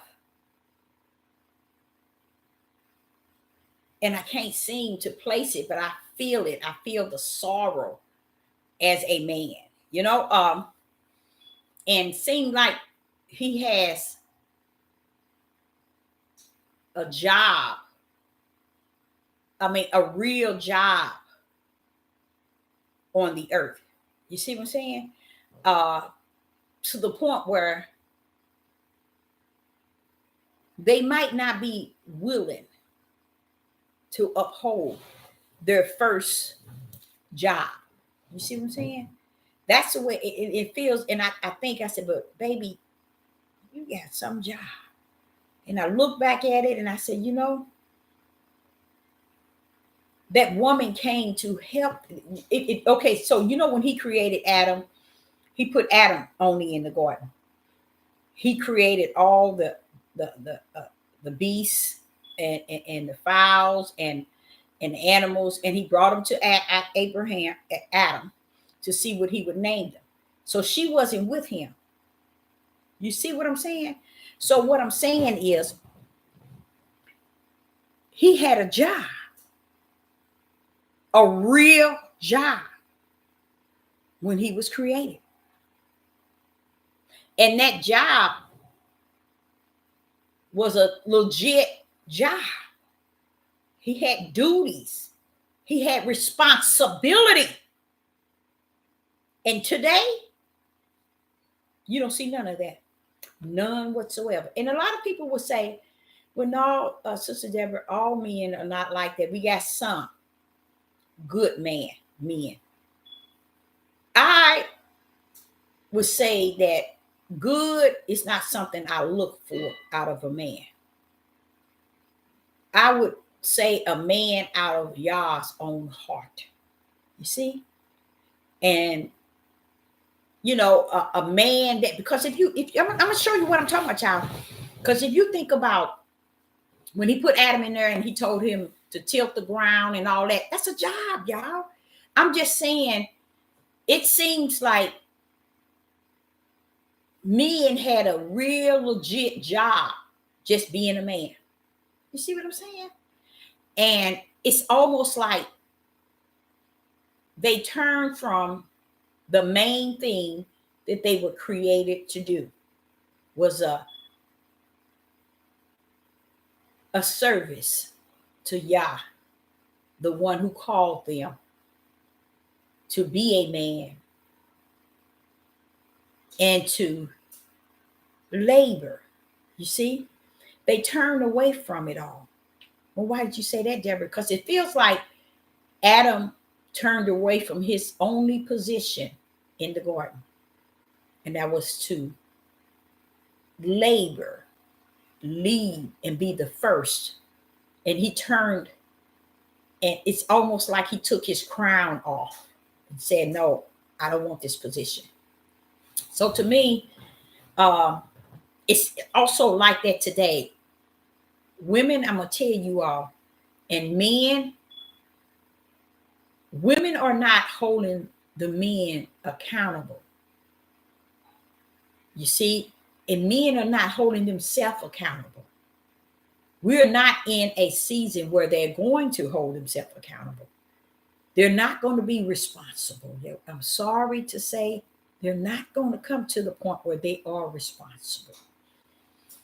Even those who are, quote, good men, they're going to be more so wanting to be half of what they once were, because they see that our nation of men has taken a step so far backwards, to where the good men see this and they feel that they're not going to step forward in their first position as a man. You see? And I look at it and I think of it and I say, you know what, Father, when it's all said and done, thou knew it all things. You know, you knew where we were, where we're going, and how things was going to turn out.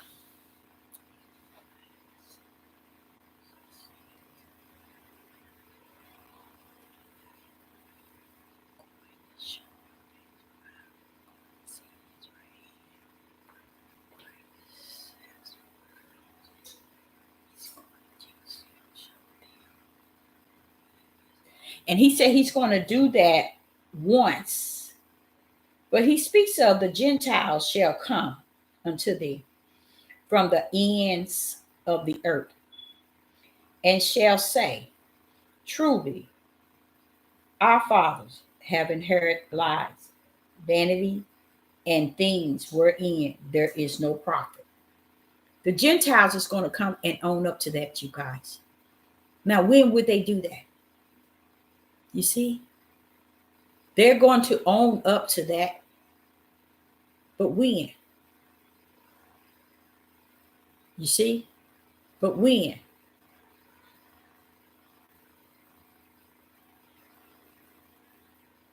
I'm trying to feel that because it's in between two things that Ahiah is disappointed with. And then verse 20 says, shall a man make gods unto himself, and they are no gods?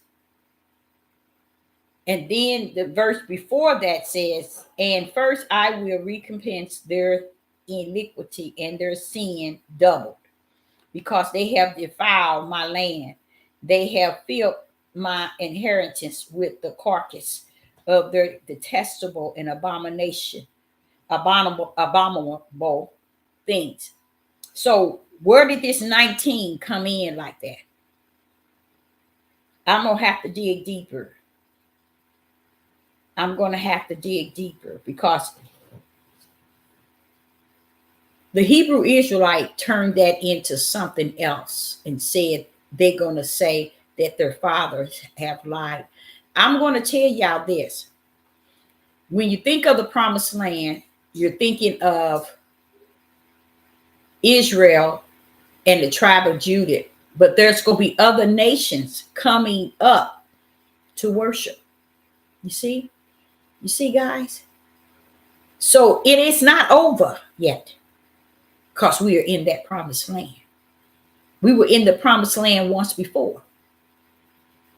You see? So a lot of people thinking because he's going to give you a new heart and new name and put his spirit in you and you're going to do this. But he also said he's going to bring you, he's going to allow you to bring to think about the evil that you did while you was he's going to bring that right back up to you in back into the prom when he take us over to the promised land. He's going to bring that back up. Oh yes, he is. And I got a funny feeling why. I got my idea of why he's going to do that. I really do. It makes sense to me too. Mm-hmm. Yep. And he said he's going to show it to it almost like he's just going to do it once. He said, and remember, I said, I don't know if y'all remember, I was saying, now, why does he keep saying, and the heathen's going to know? And the heathen's going to know. I'm trying to figure out, what's this deal with the heathens? See, a lot of y'all don't understand. Y'all don't really understand. See, y'all need to really, just like I was telling y'all about the most of the tribe of Judah is in the Christian church. Look here, it answered it right here in verse 13. It answered it, and shall ye serve other gods day and night. So he charged that. He charged you to that, y'all. See, he charged that. Just because you know who you are and you know that ain't the right God, don't mean that you are in there. No, it doesn't. You still didn't wait on Yah. You didn't wait for his Holy Spirit to come and indulge itself in you to teach you from that time on.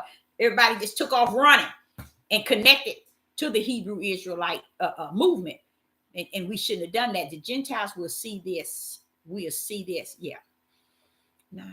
We was not real gods at all. It was not real gods at all. Yes, it's no, because a lot of us think that. A lot of us think when oh, if we get out of this here, oh, I might get a chance to go to the promised land, and if I get over to the promised land, everything's gonna be okay. Yes, everything's gonna be okay because he's gonna be in you again. He's gonna give you a new heart. He's gonna give you a new spirit. He's gonna clean you up and all kind of things. But then I heard him say it. But when he said that, I said, "Oh, Father, what now? I'm gonna allow you to remember." It's going to be brought to you, and it's supposed to bring you to shame. It's going to be brought to you the evil that you did. See, that's what I'm saying. Everybody thinking they just going to he. Oh, this is how they think it. This creator, he's our father, and he got to let us alone. Let us promised land and kill all these other people. Y'all, he ain't doing that. He ain't doing that because when he told Abraham that your seeds going to be a many nations. He was talking about the spiritual seed and the natural seed. So even in Abraham, not from a bloodline level, but from a spiritual bloodline level, many are going to enter into eternal Jerusalem. Okay, so a lot of them don't know that. They just think it's and that's why I said don't put so much hate on white people or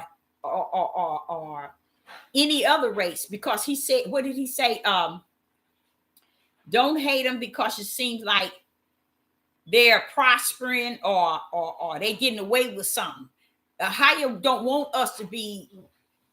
We can dislike what they're doing, and we can fight against what they are doing, but to not, when you know who's behind them doing the things that they're doing, or who has the first and the last say so, you can always turn that route, and that's to a higher. Let's say, for instance, they have your son locked up, okay, and these are the sort of things that's actually taking place and going to take place. But by you being in the right place with a higher, he'll fight your battle.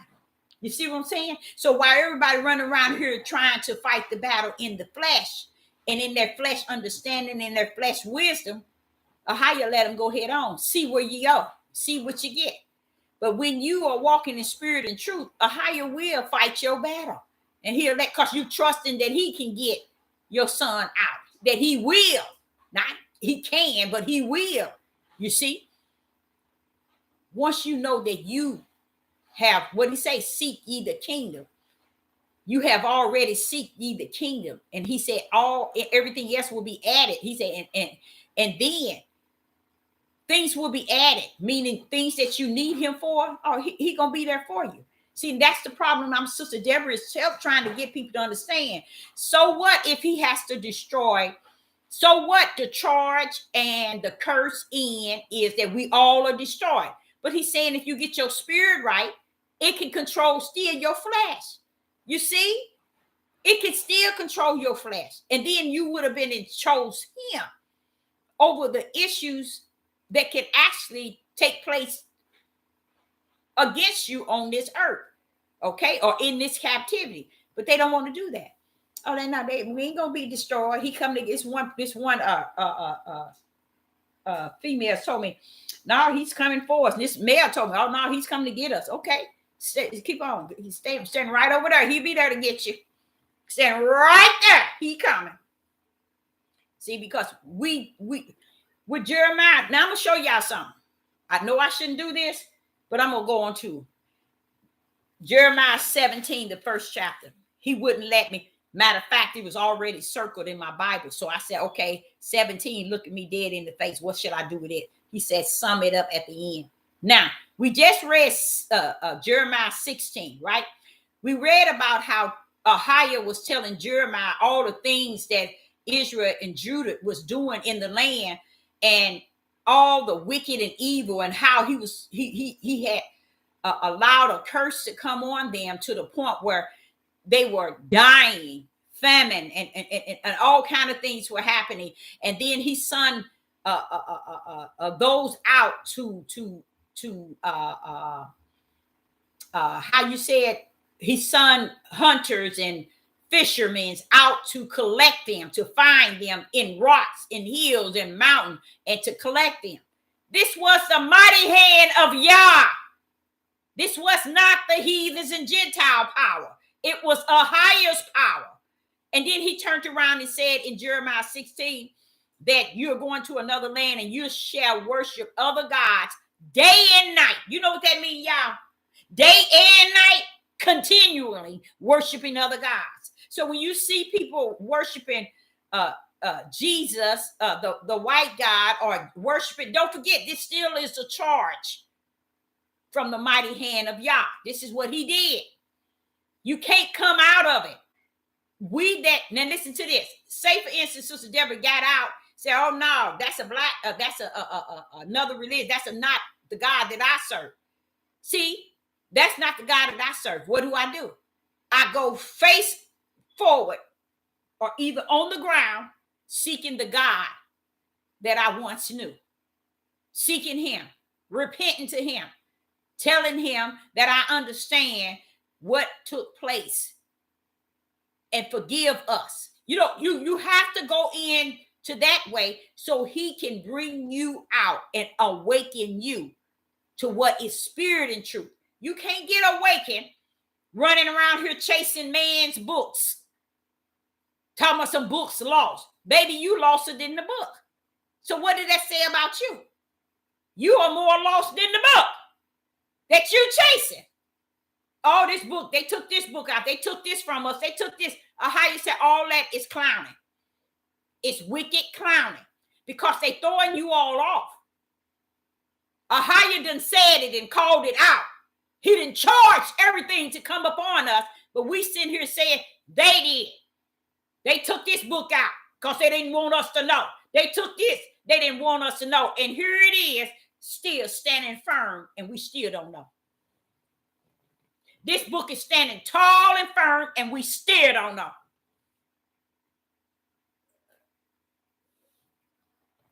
That leads me to another conclusion. Might be a better conclusion, that they gone already. We gone already. Because we can't comprehend what's sitting right in our face. If this is already in our face, if Isaiah then spoke just like Jeremiah and what Ahia revealed to him, and then Ezekiel then spoke just like Jeremiah and revealed to him, then Jeremiah, Abraham, it came to him in a vision and a dream, and Deuteronomy was set and sealed. What more do we need to understand? Why? It keeps us from repenting.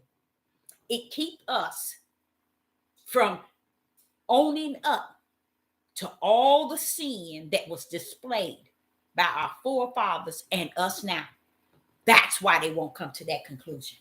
That's why. They don't want to go near none of that because they do better if they look over here at the white man. You did this to us. You took our books all out. So we wouldn't know did. And Ahia said, well, wait a minute, hold up. What is it you're supposed to know? What is it you're supposed to know? Didn't I say? Didn't I do?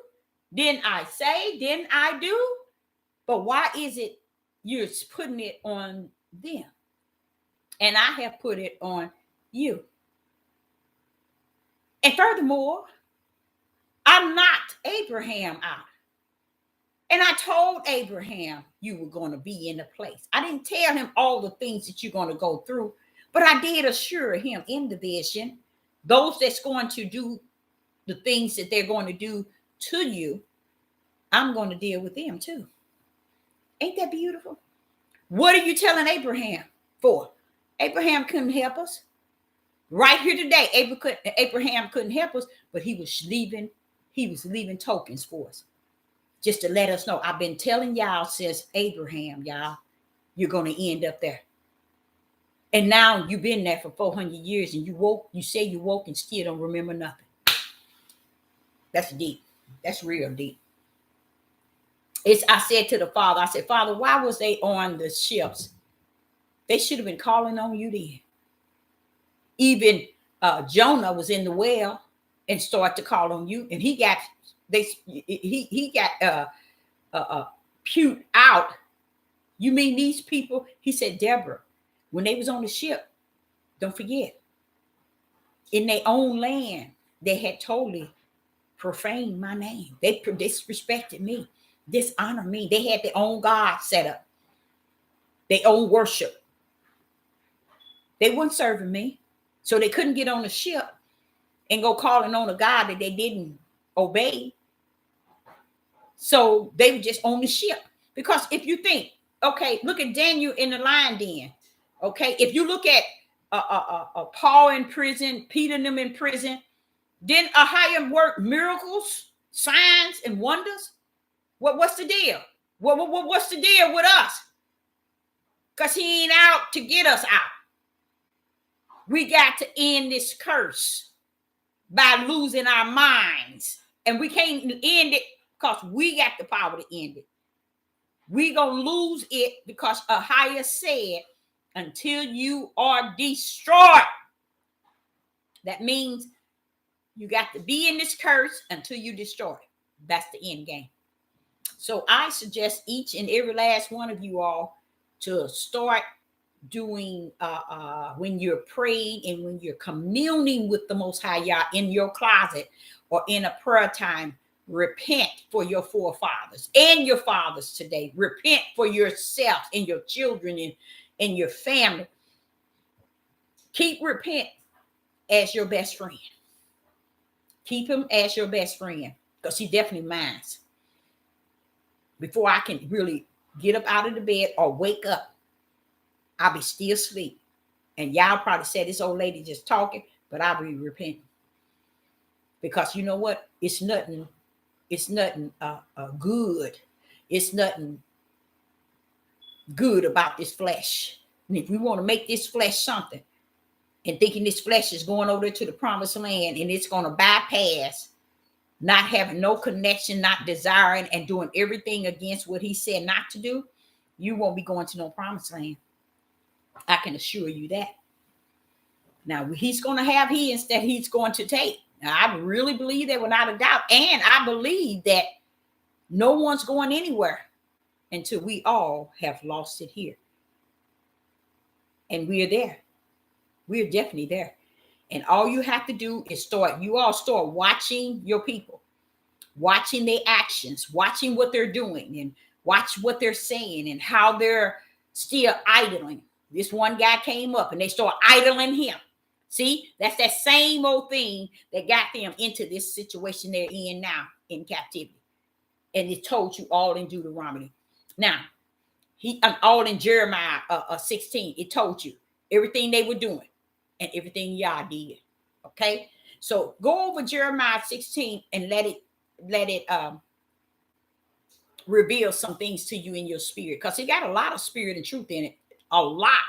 And if you run from spirit and truth, you need to run on. Keep on running. Run on somewhere else, because spirit and truth is the only direction that's going to get you what you're going to need in the days to come and the days that's before us. Okay. Now, as I completed Jeremiah 16, he ran me into Jeremiah 17. I said, what's the deal with this? He said, read it.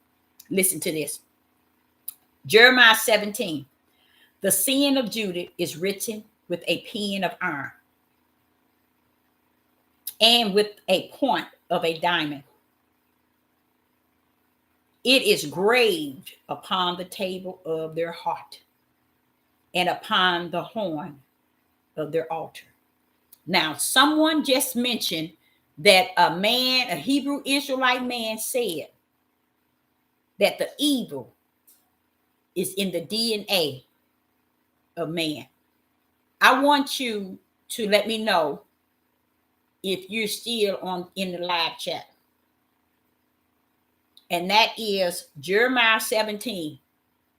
If you can, look at that. It says, Ahiah revealed to Jeremiah all the things they were doing over in the promised land and telling Jeremiah, don't touch them women. Don't marry no woman. Don't have no children by these women. Don't go to their funerals. Don't be mourning. Don't go to their feasts. Don't deal with these people. He was talking about all of them.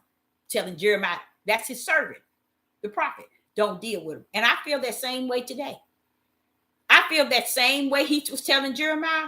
That's why I tell y'all, Jeremiah, Ezekiel, Isaiah, Psalm, sometimes David talked to me, especially in Psalms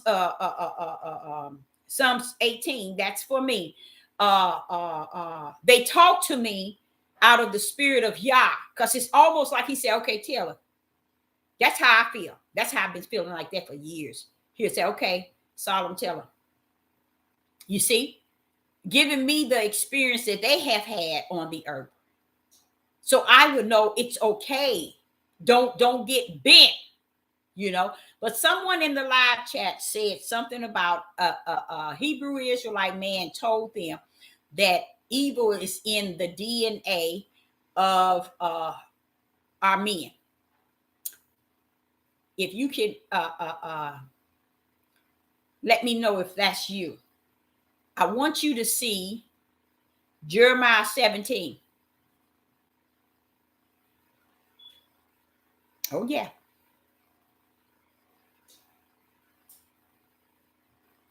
In the time of trouble. Yep. In Jeremiah chapter 17, the sin.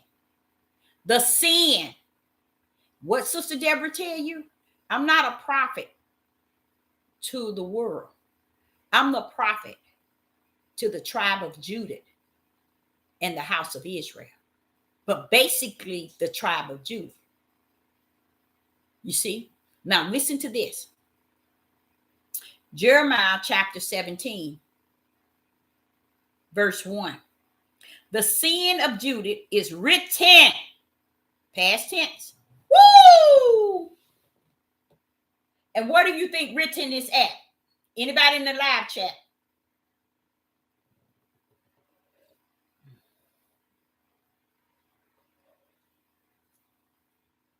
Written. Where is that at? Anybody in the live chat?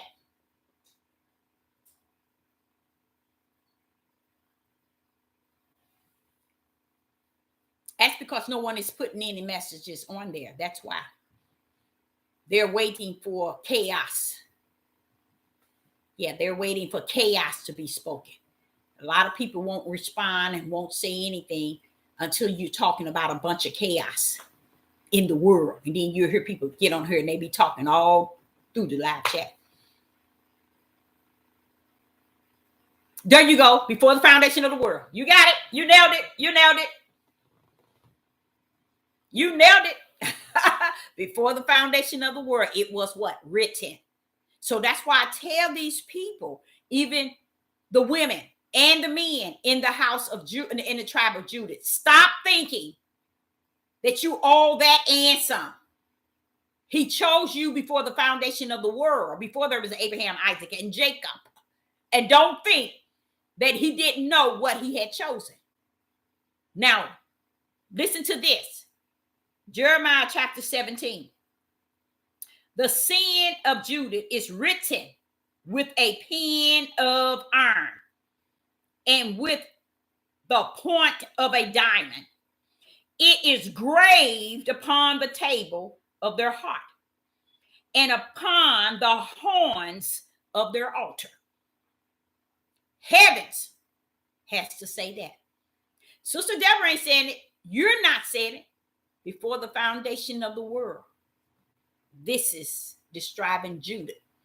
Even though it's not describing, it's not telling you that Yeshua HaMashiach that came out of the lineage of Judah, but it's telling you the type of people they were. You see? It's telling you that it is graved, it is written that these people are going to be this ugly. Because with me, I'm going to tell you, I ain't got no sense and I don't care. I will sit and I will say to the Father, wait a minute, I got a problem. I got some serious issue. Why would you even choose them? You see? Because that's how he rumbled. He the potter of the clay. He has one to honor and one to dishonor. A lot of people don't understand he has a righteous will and he has an unrighteous will, but all of it comes out of the will. of who he is. So, according for it to be an unrighteous, there has to be a righteous. And according for it to be a righteous, it has to be an unrighteous. You see? According for it to be a up, it got to be a down. And according for it to be a down, it got to be a up. And according for it to be dark, it has to be a light. And according for it to be light, it has to be dark. See? Hand in hand. So when I see 17, I said, Father, you mean you trying to tell me that Judith is really grave? I said, that's what Jacob was saying. Jacob was saying that his last day. He was speaking on that. So the men of Judith won't see this, but yet they'll teach you. They won't cover that. They won't cover that verse. And it says again, the sin of Judith is written. Who will write the sin of Judah down? Heavens. While we run around here want to make them all this and some. Heavens. Because I have an issue, you guys. I'm not a dead prophet. I'm a living. And I see all this chaos in the world coming from these Hebrew Israelite men. And I'm trying to piece it together, trying to make it make sense. But when he come up and pull up with this, I got you now. I got you. Now, see, this is what I call comfort. This is comfort to me.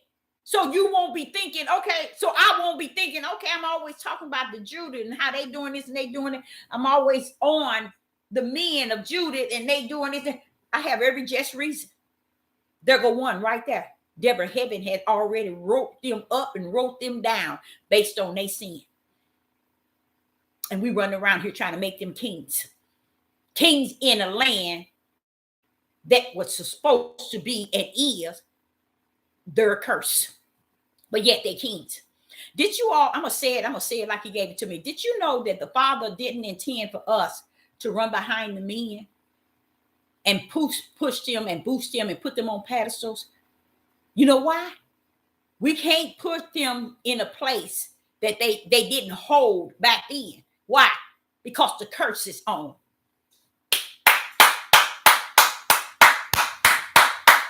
We're in Deuteronomy 28. We're in Jeremiah and Isaiah and Ezekiel. Must we put a man high when he is lowest low and it has been prophesied in that day? Why should we try to make y'all alive? Because we want the men to look like they put them somewhere that they can't even meet the expectation. They can't even meet the expectation. Nowhere near it. Nowhere near it. But they want us to put them up here. And Ahiah sitting here said, how you want them women to put you somewhere I didn't put you so low? Praise the mighty God.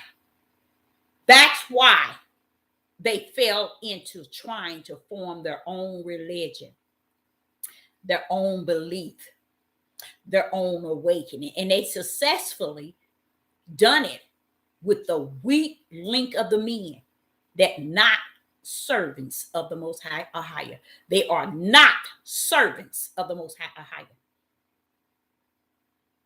Not these men. Do we have some out of the tribe of Judah? We sure do. Yes, we do. But it's as narrow as the narrow gate. Just think, y'all. Let's say the Hebrew Israelite women decides to put them on pedestals. Would we be putting them a place that Ahiah has not placed in? Yes, we would have. Ahiah said, you are cursed. Everything you gain, you're going to lose. Everything you have is vain and vexed and worthless because my curse is going to override anything you try to gain because my curse is that you gain nothing. That's why I feel kind of sad for people who think that they really have something and they don't understand. It's worthless and it's vain. It's vexation. He would never give you anything that would be about you. It will be about his servants and not about you. And a lot of times that's where they get mixed up at. You lose them. That's where you lose them. Because before a rich man would give up his riches, he'll turn away from Yeshua and never return. That's what he did. When he told him to give it up, he wasn't giving up nothing, letting Yeshua know, you ain't worth me giving mine up. The reality is the same way with the Hebrew Israelites. I ain't finna give up spirit. I ain't finna give up my worldly mindset about this book and all the other books.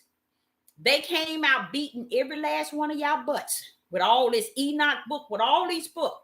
And in my spirit, I'm like, Father, what are they doing? He said, Deborah, that ain't even a part of Deuteronomy 28. That's a part of their religion. And it's caught up in wicked and evil. They trying to make me a lie. Now, he told me this about 2.5 years ago. They trying to make me a lie. That's all they doing. It ain't got, he told me, Deborah, it ain't got nothing to do with you personal. You don't need subscribers and likes. It ain't got nothing to do with you personal. They trying to make me out of lie. I curse they butts. And it's still going on. Even the 400 years is over, but yet they still cursed. He said, how they like me now? Because they're thinking that they can override his curse. And that's why they started a newfound religion called the Hebrew Israelite movement. And on top of it, it is also an awakening. But then they can't tell you what they're awakening to. Because if you ain't awakening to spirit and truth of the whole matter, that tells me not only are you still asleep, you dead. And that means dead to sin. That means dead to your destiny of the lake of fire. Because if you are in the midnight hour today, we are in that day of that hour. And you mean to tell me you ain't no closer to spirit and truth than you were when you woke up? You dead. You are dead. You are dead. So when you see people running after someone that says one word and let's run, he's a man of God. That's why, because they dead to truth. They dead to truth. They have died to truth. And what is truth? Spirit and truth. Because Ahaya already let us know you can't worship me in that flesh. You better come on with me in your spirit. That's where you worship me. And I teach you truth. Come on, let's meet up in spirit and truth. And I teach you truth. The truth of all matters. You got to trust that, you guys. You got to believe that. You got to have that in you. You have to desire that. And don't let nobody take that from you, because guess what? You have something they do not have. And you'll think that they wouldn't desire it, but Ahaya has not given it to them. He has not given it to them.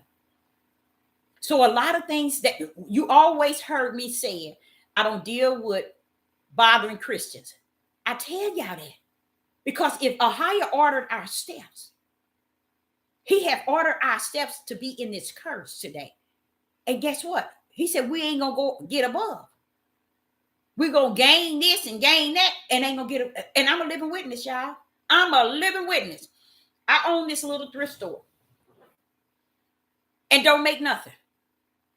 And I'm like saying, Father, when I just need to close this thing down. And my kids will tell you, they say, well, Mama, you the type of person, you'll go in and come out and won't think nothing of it. Never have that thing open. But with this thing now, it's just like I'm just here. I'm like at a standstill and I'm just waiting till the Father say, okay, bam, bam, bam. This store don't even make any money, y'all. I tell you what, the rent is more than what I make. So I'm just still showing you that just standing still and hearing what the Most High desire me to do in this. Because yes, I ain't got no sense. I ain't gonna lie about it. I take off and leave everything right there. I really would. That's what my kids were saying. Mama, you come in and go out. I'm like that. Always being. Because I don't like to be controlled.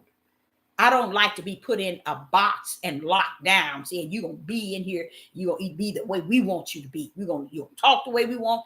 You're going to walk. You're going to look. Wait a minute. I kicked that box open. Wait a minute. Stand down. You ain't going to lock me down. I'm locked down in a higher. And to me, he said, greater is he in me than he that's in the world. You ain't locking this one down. You see? So I have to do something with this place. I don't know if it's for a ministry to really minister, which I do a lot there, or what. But it's nothing to gain anything, and more so, I'm losing. But I just thank the Most High, because today when He was talking to me about Isaiah 16, Jeremiah 16 and verse 19, even the heathen's going to get a chance to see His right hand and His mighty hand. Even the heathens know who He is. They know who we are, and they know who He is. So to me, the Father has taught me that the reason why He keeps saying, because I'm like, why are you caught up in the heathens? The heathens shall know. The heathens shall know. The heathens shall. What is it they gonna know? What they always knew. Bam. They gonna know what they always knew. They just trying to figure out what's wrong with these people. If you done let them go like this and let us have our way to do whatever we want to them, what is wrong with these people? And that's what they did. They went in and they did exactly. Now, don't think that Ahiah did not know they were going to do these things. Don't put him in a basket of unknown, or a basket of, oh, he didn't know this. He knew everything before the foundation of the world, everything they were going to do. It didn't stop him from sending us over here, did it? It didn't stop him from sending us over here. And as I see in Jeremiah 16, he said he had called the fishermen and the hunters to come hunt us down. We still here hooping and hollering, talking about the Iraqis and the British and all of them came and looking for us, taking us here from taking us there. You know who else hunted us down? Africa. Yes, they did. We end up running in that direction as well. And they end up using us to the fullness and end up coming up with a way that they can trade us over to those who are looking for us. Woo! And we sit here, go back to Africa. Yeah, you take your tail on back. Because one thing I'm going to tell y'all, Revelation speaks of it at least 4 to 6 times. The four corners. The four corners. The four corners. The four corners. He's going to get his from the four corners. So he ain't saying he's going to get them from Africa, the United States. The four corners. He is rest therein. That's where he is scattered. You see what I'm saying? So we can't sit and make Africa the place we need to run to, because that does not make any sense in our instruction book and direction book. It doesn't make any sense. So we need to stop saying, well, we need to get over to there. We need to do, no, sit your tail still and know that he is the Most High. Sit still. What did he tell you to do? Put on the whole armor and stand. He didn't tell you to do nothing. You mean I'm going to put this armor on and all this and I ain't got nothing to do? He said, stand, Deborah. Stand. Because when it all said and done, it's not the armor you got on. It's going to protect you. You being obedient, standing, is when you're trusting in me. I ain't asked you to fight no battle. I didn't tell these Hebrew Israelite men that you better fight your oppressors, or you better curse out your oppressor. You better go after them because they doing this to you. They doing that. This is Hebrew Israelite sick men that walks in darkness and can't find their way. And they need to find your way for you. So they come up with this religion to try to get people to think the way is the way they say it is. And it's not. It's this young girl that come on. She got her own page. And she always hooping and hollering about the way women wear makeup. Look, if he convicted you, convict your tail somewhere and sit down. Because when you finish, he already let you know. It's not what's on the outer man. See, you'll miss what's on the inside of somebody looking at who they are on the outside. That's where you'll get messed up on the floor. Well, what do you mean by that, Deborah? Because he said, try the spirit by the spirit, not the flesh by the flesh. He said, try the spirit by the spirit, not the flesh by the flesh. So a lot of our women today, young women too, and older women, they want to orchestrate the outside of our women and men instead of focusing on spirit and truth. Let them get spirit and truth, and that spirit and truth attain them on the outside. Hallelujah. Yes, it will. Yes, it will. It will attain them. And I told y'all the other day how many European men and one woman, they kept saying when I was out, oh, I love those earrings. Oh, man, those are so nice. And I'm like, why are these people? You know what I had to do?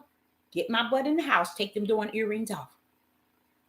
That was a sign right there. You don't want nobody coming, looking at something on you that's drawing their attention. Take them doing earrings off. And I did. And when I go in there and I say, oh, I want to put these earrings on. These are, whoops. And I think about what they were saying. These are different places I've been. And they always telling me they like those earrings. So what I do, I put you right here. You sit here. I wear you in the house. You see, so the spirit will let you know what's what. And these were little bitty, tiny little earrings. But see, they used to Europeans probably wearing that type of stuff. I don't know. But all I know is these regular things ain't work. You like it. But let me tell you what, I put it up. So if Satan want to come another route, you better come a route that you know. Because you come any other route, you gonna get checked. So I took those earrings and put them up. I said, I put you to the side. Because this is the sort of thing that you really have to be in tune with. See, the Ruach would deal with you. And he would tell you, I'll tell you another thing. I love those velour shirts in the wintertime where it's red and black, white and black. I love those shirts. I love them. And I went and bought one, which was red and black. And it's real big shirt. Woo, boy, I love that shirt. Oh, I liked it, that shirt. Ooh, I really did.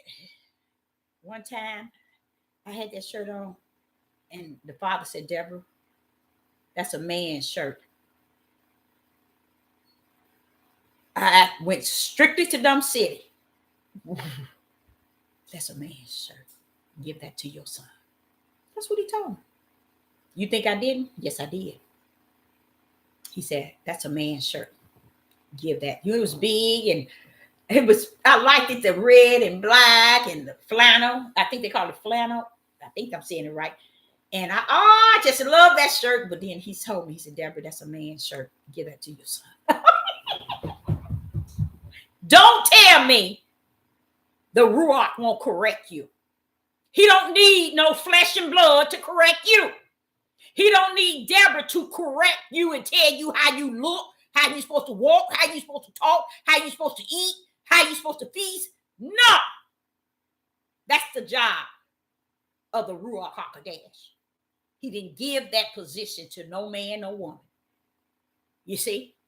So I'm a living prophet, not a dead one. I'm here to tell you, if a higher wants to let you know something, he'll bring his conviction. He will bring it. I'm a living witness. Hey, bring that down. Oh, Father, he will tell me quick, bring that down. Yes, he will. So I'm not going to deny his power. I'm not going to deny who he is and what he's capable of doing. Too bad too many people don't take heed to that voice that chastises them, that discipline, that corrects them. Because me, I salute it all. I salute it all. Why? Because I learned who he was before the foundation of the world. And in him, he built me in me fear of who he is And when he say what he mean what he say. You see? And he is not like unto a man that we're going to have to see him lining up like a man. That's the way the Hebrew Israelite men want to take him. Oh, he ain't a woman. And, oh, no, he's a man. You's a fool, and you's a fool, and you're going to be a fool. Because he's a spirit. That can be anything. If he want to be a mountain, he can be a mountain. He can be anything that he want to be because he is, I am. Whoever I want to be. And that's the problem with the Hebrew Israelite men. They want to tell him what he can only be. So I say unto you, anytime people begin to take this curse and try to apply it against someone else or towards someone else, you're going to find out as time go on. Like they come telling you, trying to bring in race. And then another thing about a lot of them don't understand.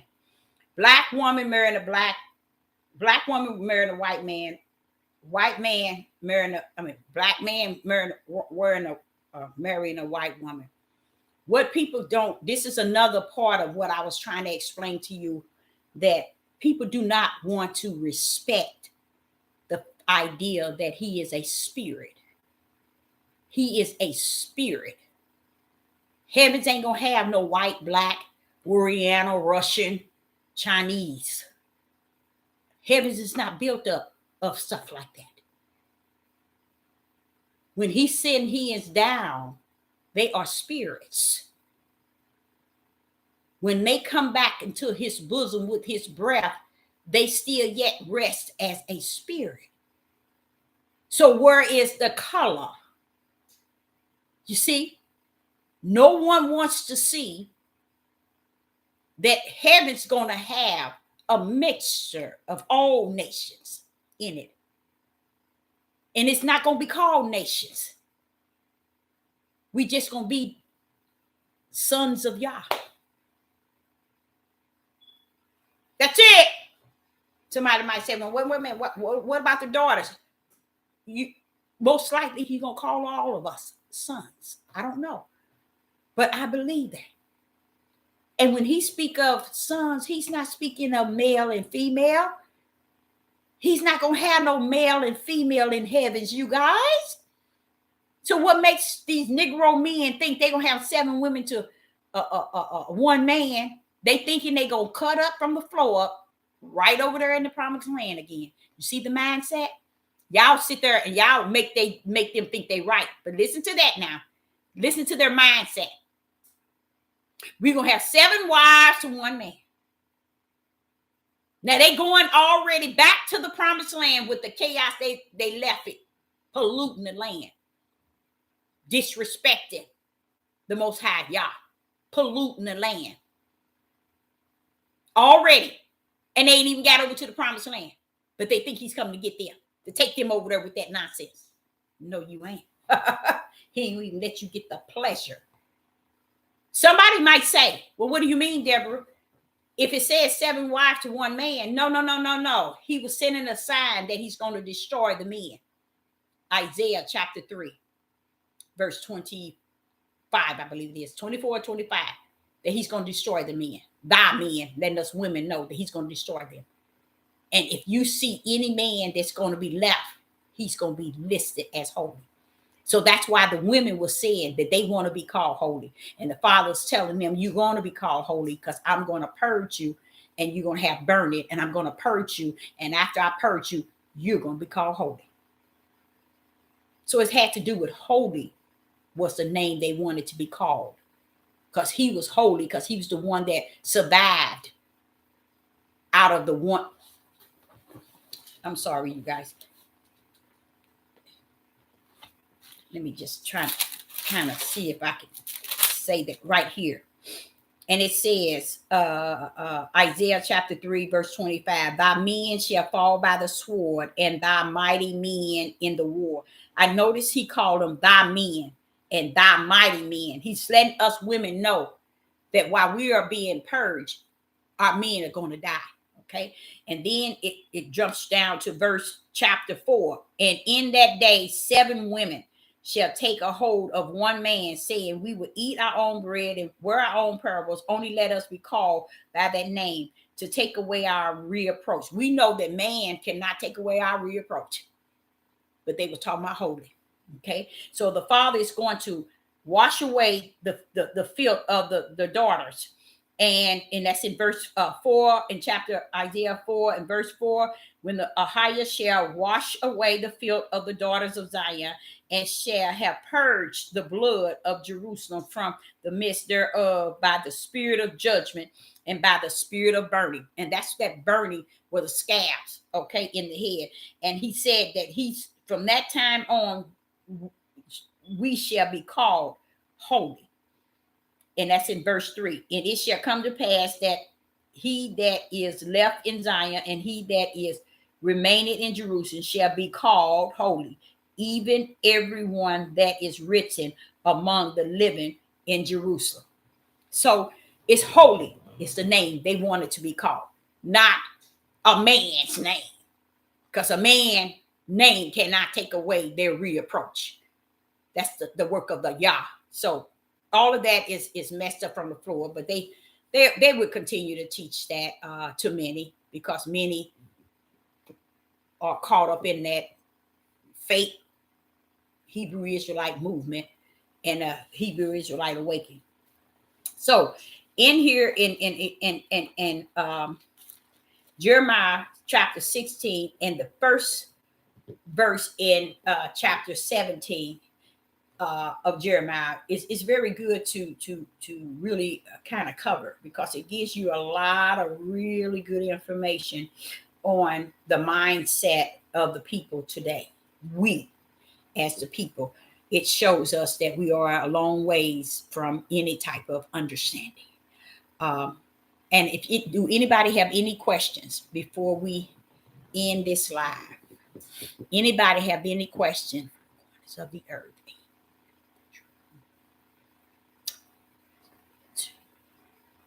Any questions?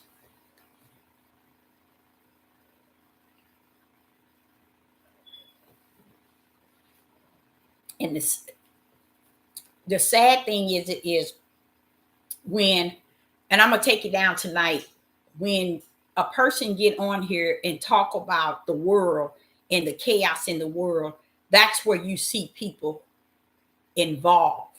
But also that's good for me, because this is where Ahiah say, you know them by their fruit.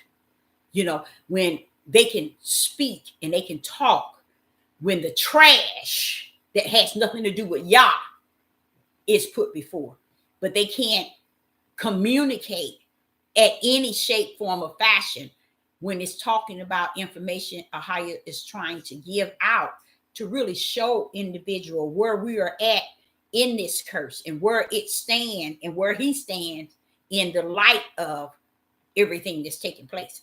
You can't hear. And it's good for me. It really is. Thank you.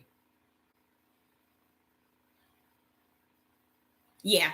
But it's good though. It's really it is. It's real good. Because I like that, because I had when I was young, he had given me also the gift to discern. And there have been times in my life I would go running to him saying, what was that? Why is this person asking me this? Why is this person asking me this? And who is that person though, Father? Who is that person? And he'd tell me, Deborah, use what I've given you. Use what I've given you.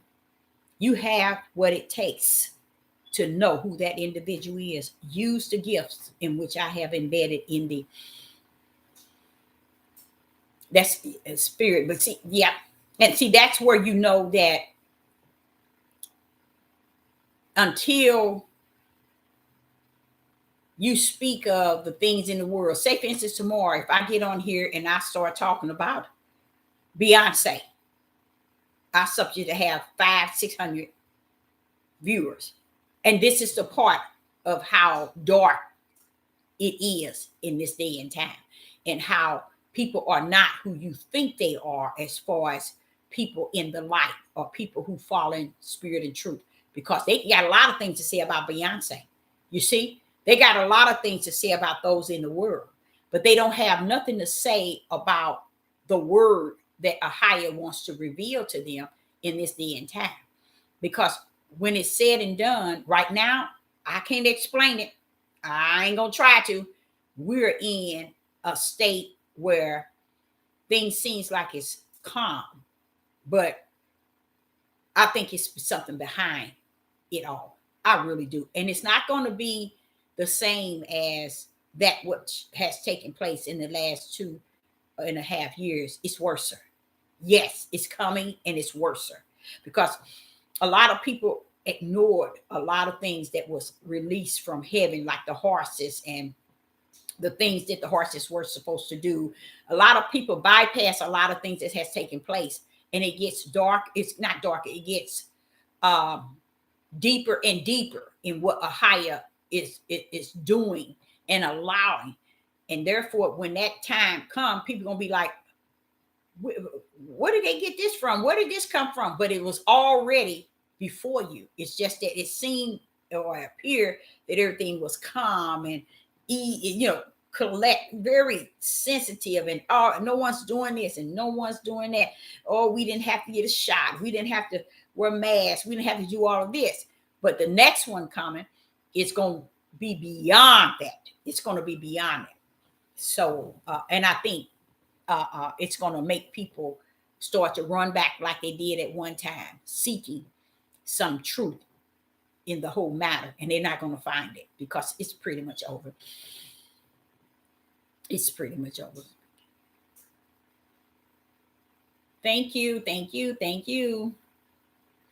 Yes, Jeremiah 16:19-21 was a great thing you brought out. Oh, yeah. Yeah.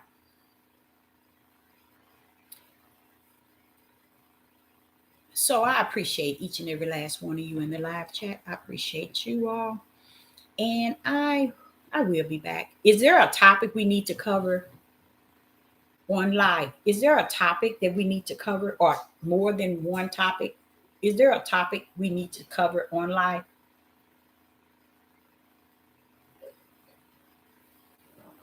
Something that people ask. Thank you.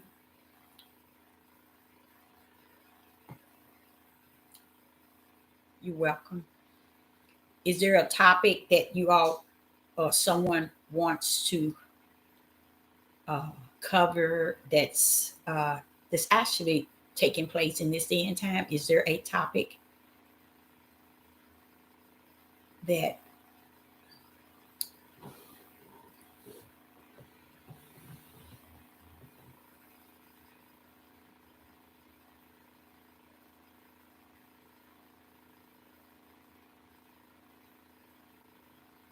I thought that was deep too. That and I'm like, what is he gonna bring out of that? What is he gonna bring out of that dried up land after the river have dried up? He's bringing something up. Woo, what could possibly? I do know in the where they call it, some people call it the North Pole, but it's a part over in there. I do know that there are different. It's something under there. I'm gonna be honest with you. I'm just gonna say it like that. I do know something is under there, but the river, Euphrates, the river of Euphrates. Okay, is it Euphrates River or River of Euphrates? It's something like that. But he said something coming out of it, didn't it? And it is drying up. But guess what I did? I can tell you what I did learn. I learned something that probably can get me in a lot of trouble. I learned that the land in which he gave unto our forefathers, the land which the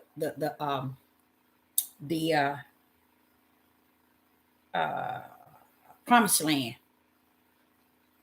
it is surrounded by that river. Isn't that deep?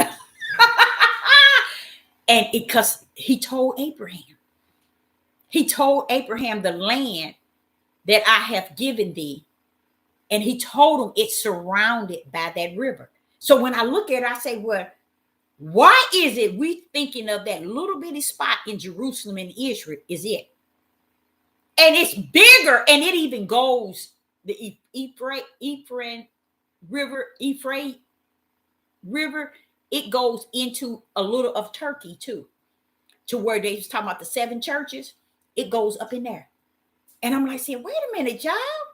You mean to tell me the promised land that we were once on was bigger than that little bitty pin needle of Jerusalem in Israel? Yes.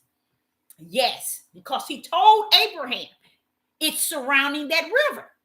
So the river is way away from this Israel and Jerusalem.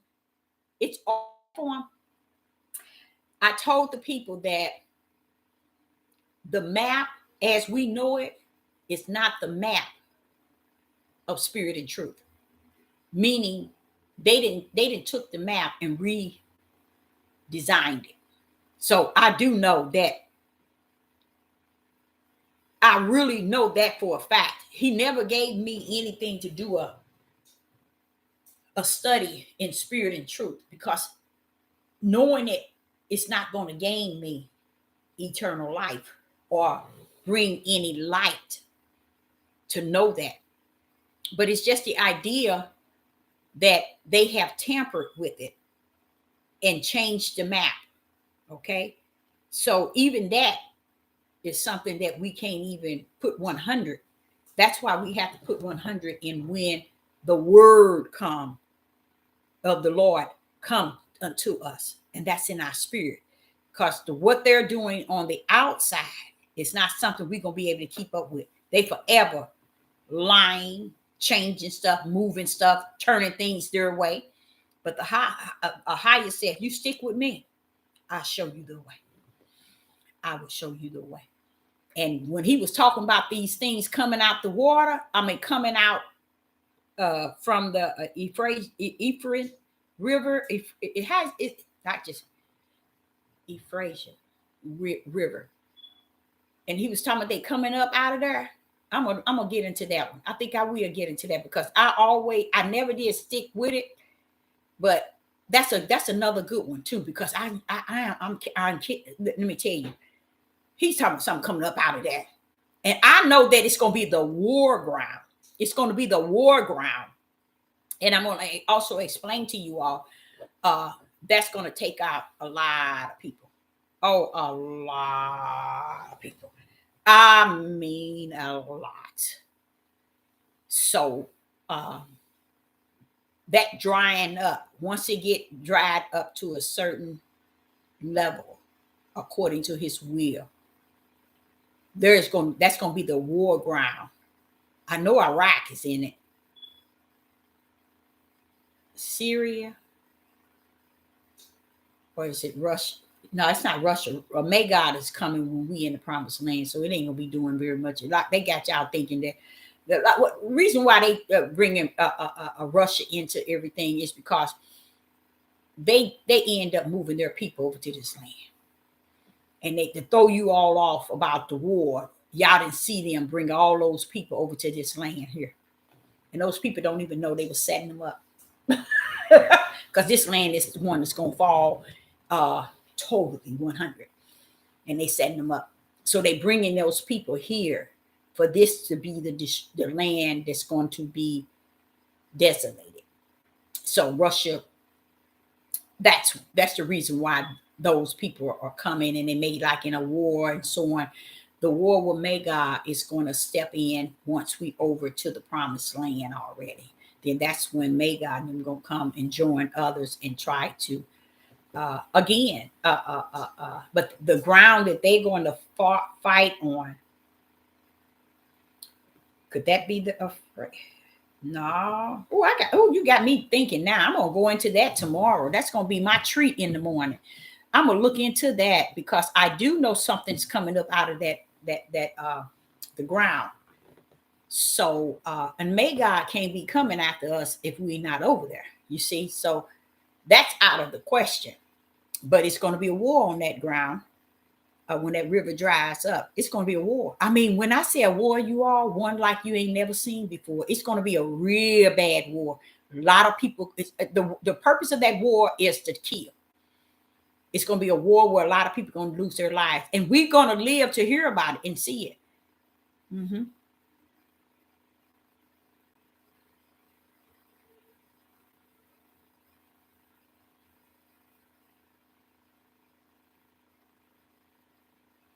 So I, Sister Deborah, say, yep, a bloodbath. He said it's going to be some war, but he said it's going to be thousands of people, like thousands people dying. Yep, that's in Revelation. And stuff like that is what we read up on, so we can see exactly where we are at, even though it's not going to affect us. We have to know that a higher already got his protected. Once if you all probably didn't pay any attention when I used to talk about the right hand and how powerful it is and the stretched out arm, and that's the one that's going to do all the protecting us. So we ain't gonna have nothing to worry about. I mean, a lot of y'all probably ain't worried no way, but it's a lot of things we ain't got no business even being bent out of. We should be so in line to trusting in him to the point we can minister to others about how he is. He's not who these men on this earth is telling people, y'all. We got to bring him higher than that. We got to bring him higher than that. We got to bring him above all of that. Please, we got to understand, we got to bring him above all of that. We can't put him in a black box because the Hebrew Israelite religion and they were awakening wants to put him in a black box. He's beyond a box you can even put in. And we need to understand that. I wanted to ask, have any one of you all ever tried going into the closet? Anyone ever tried going into the closet and have he revealed his name unto thee? And if not, try.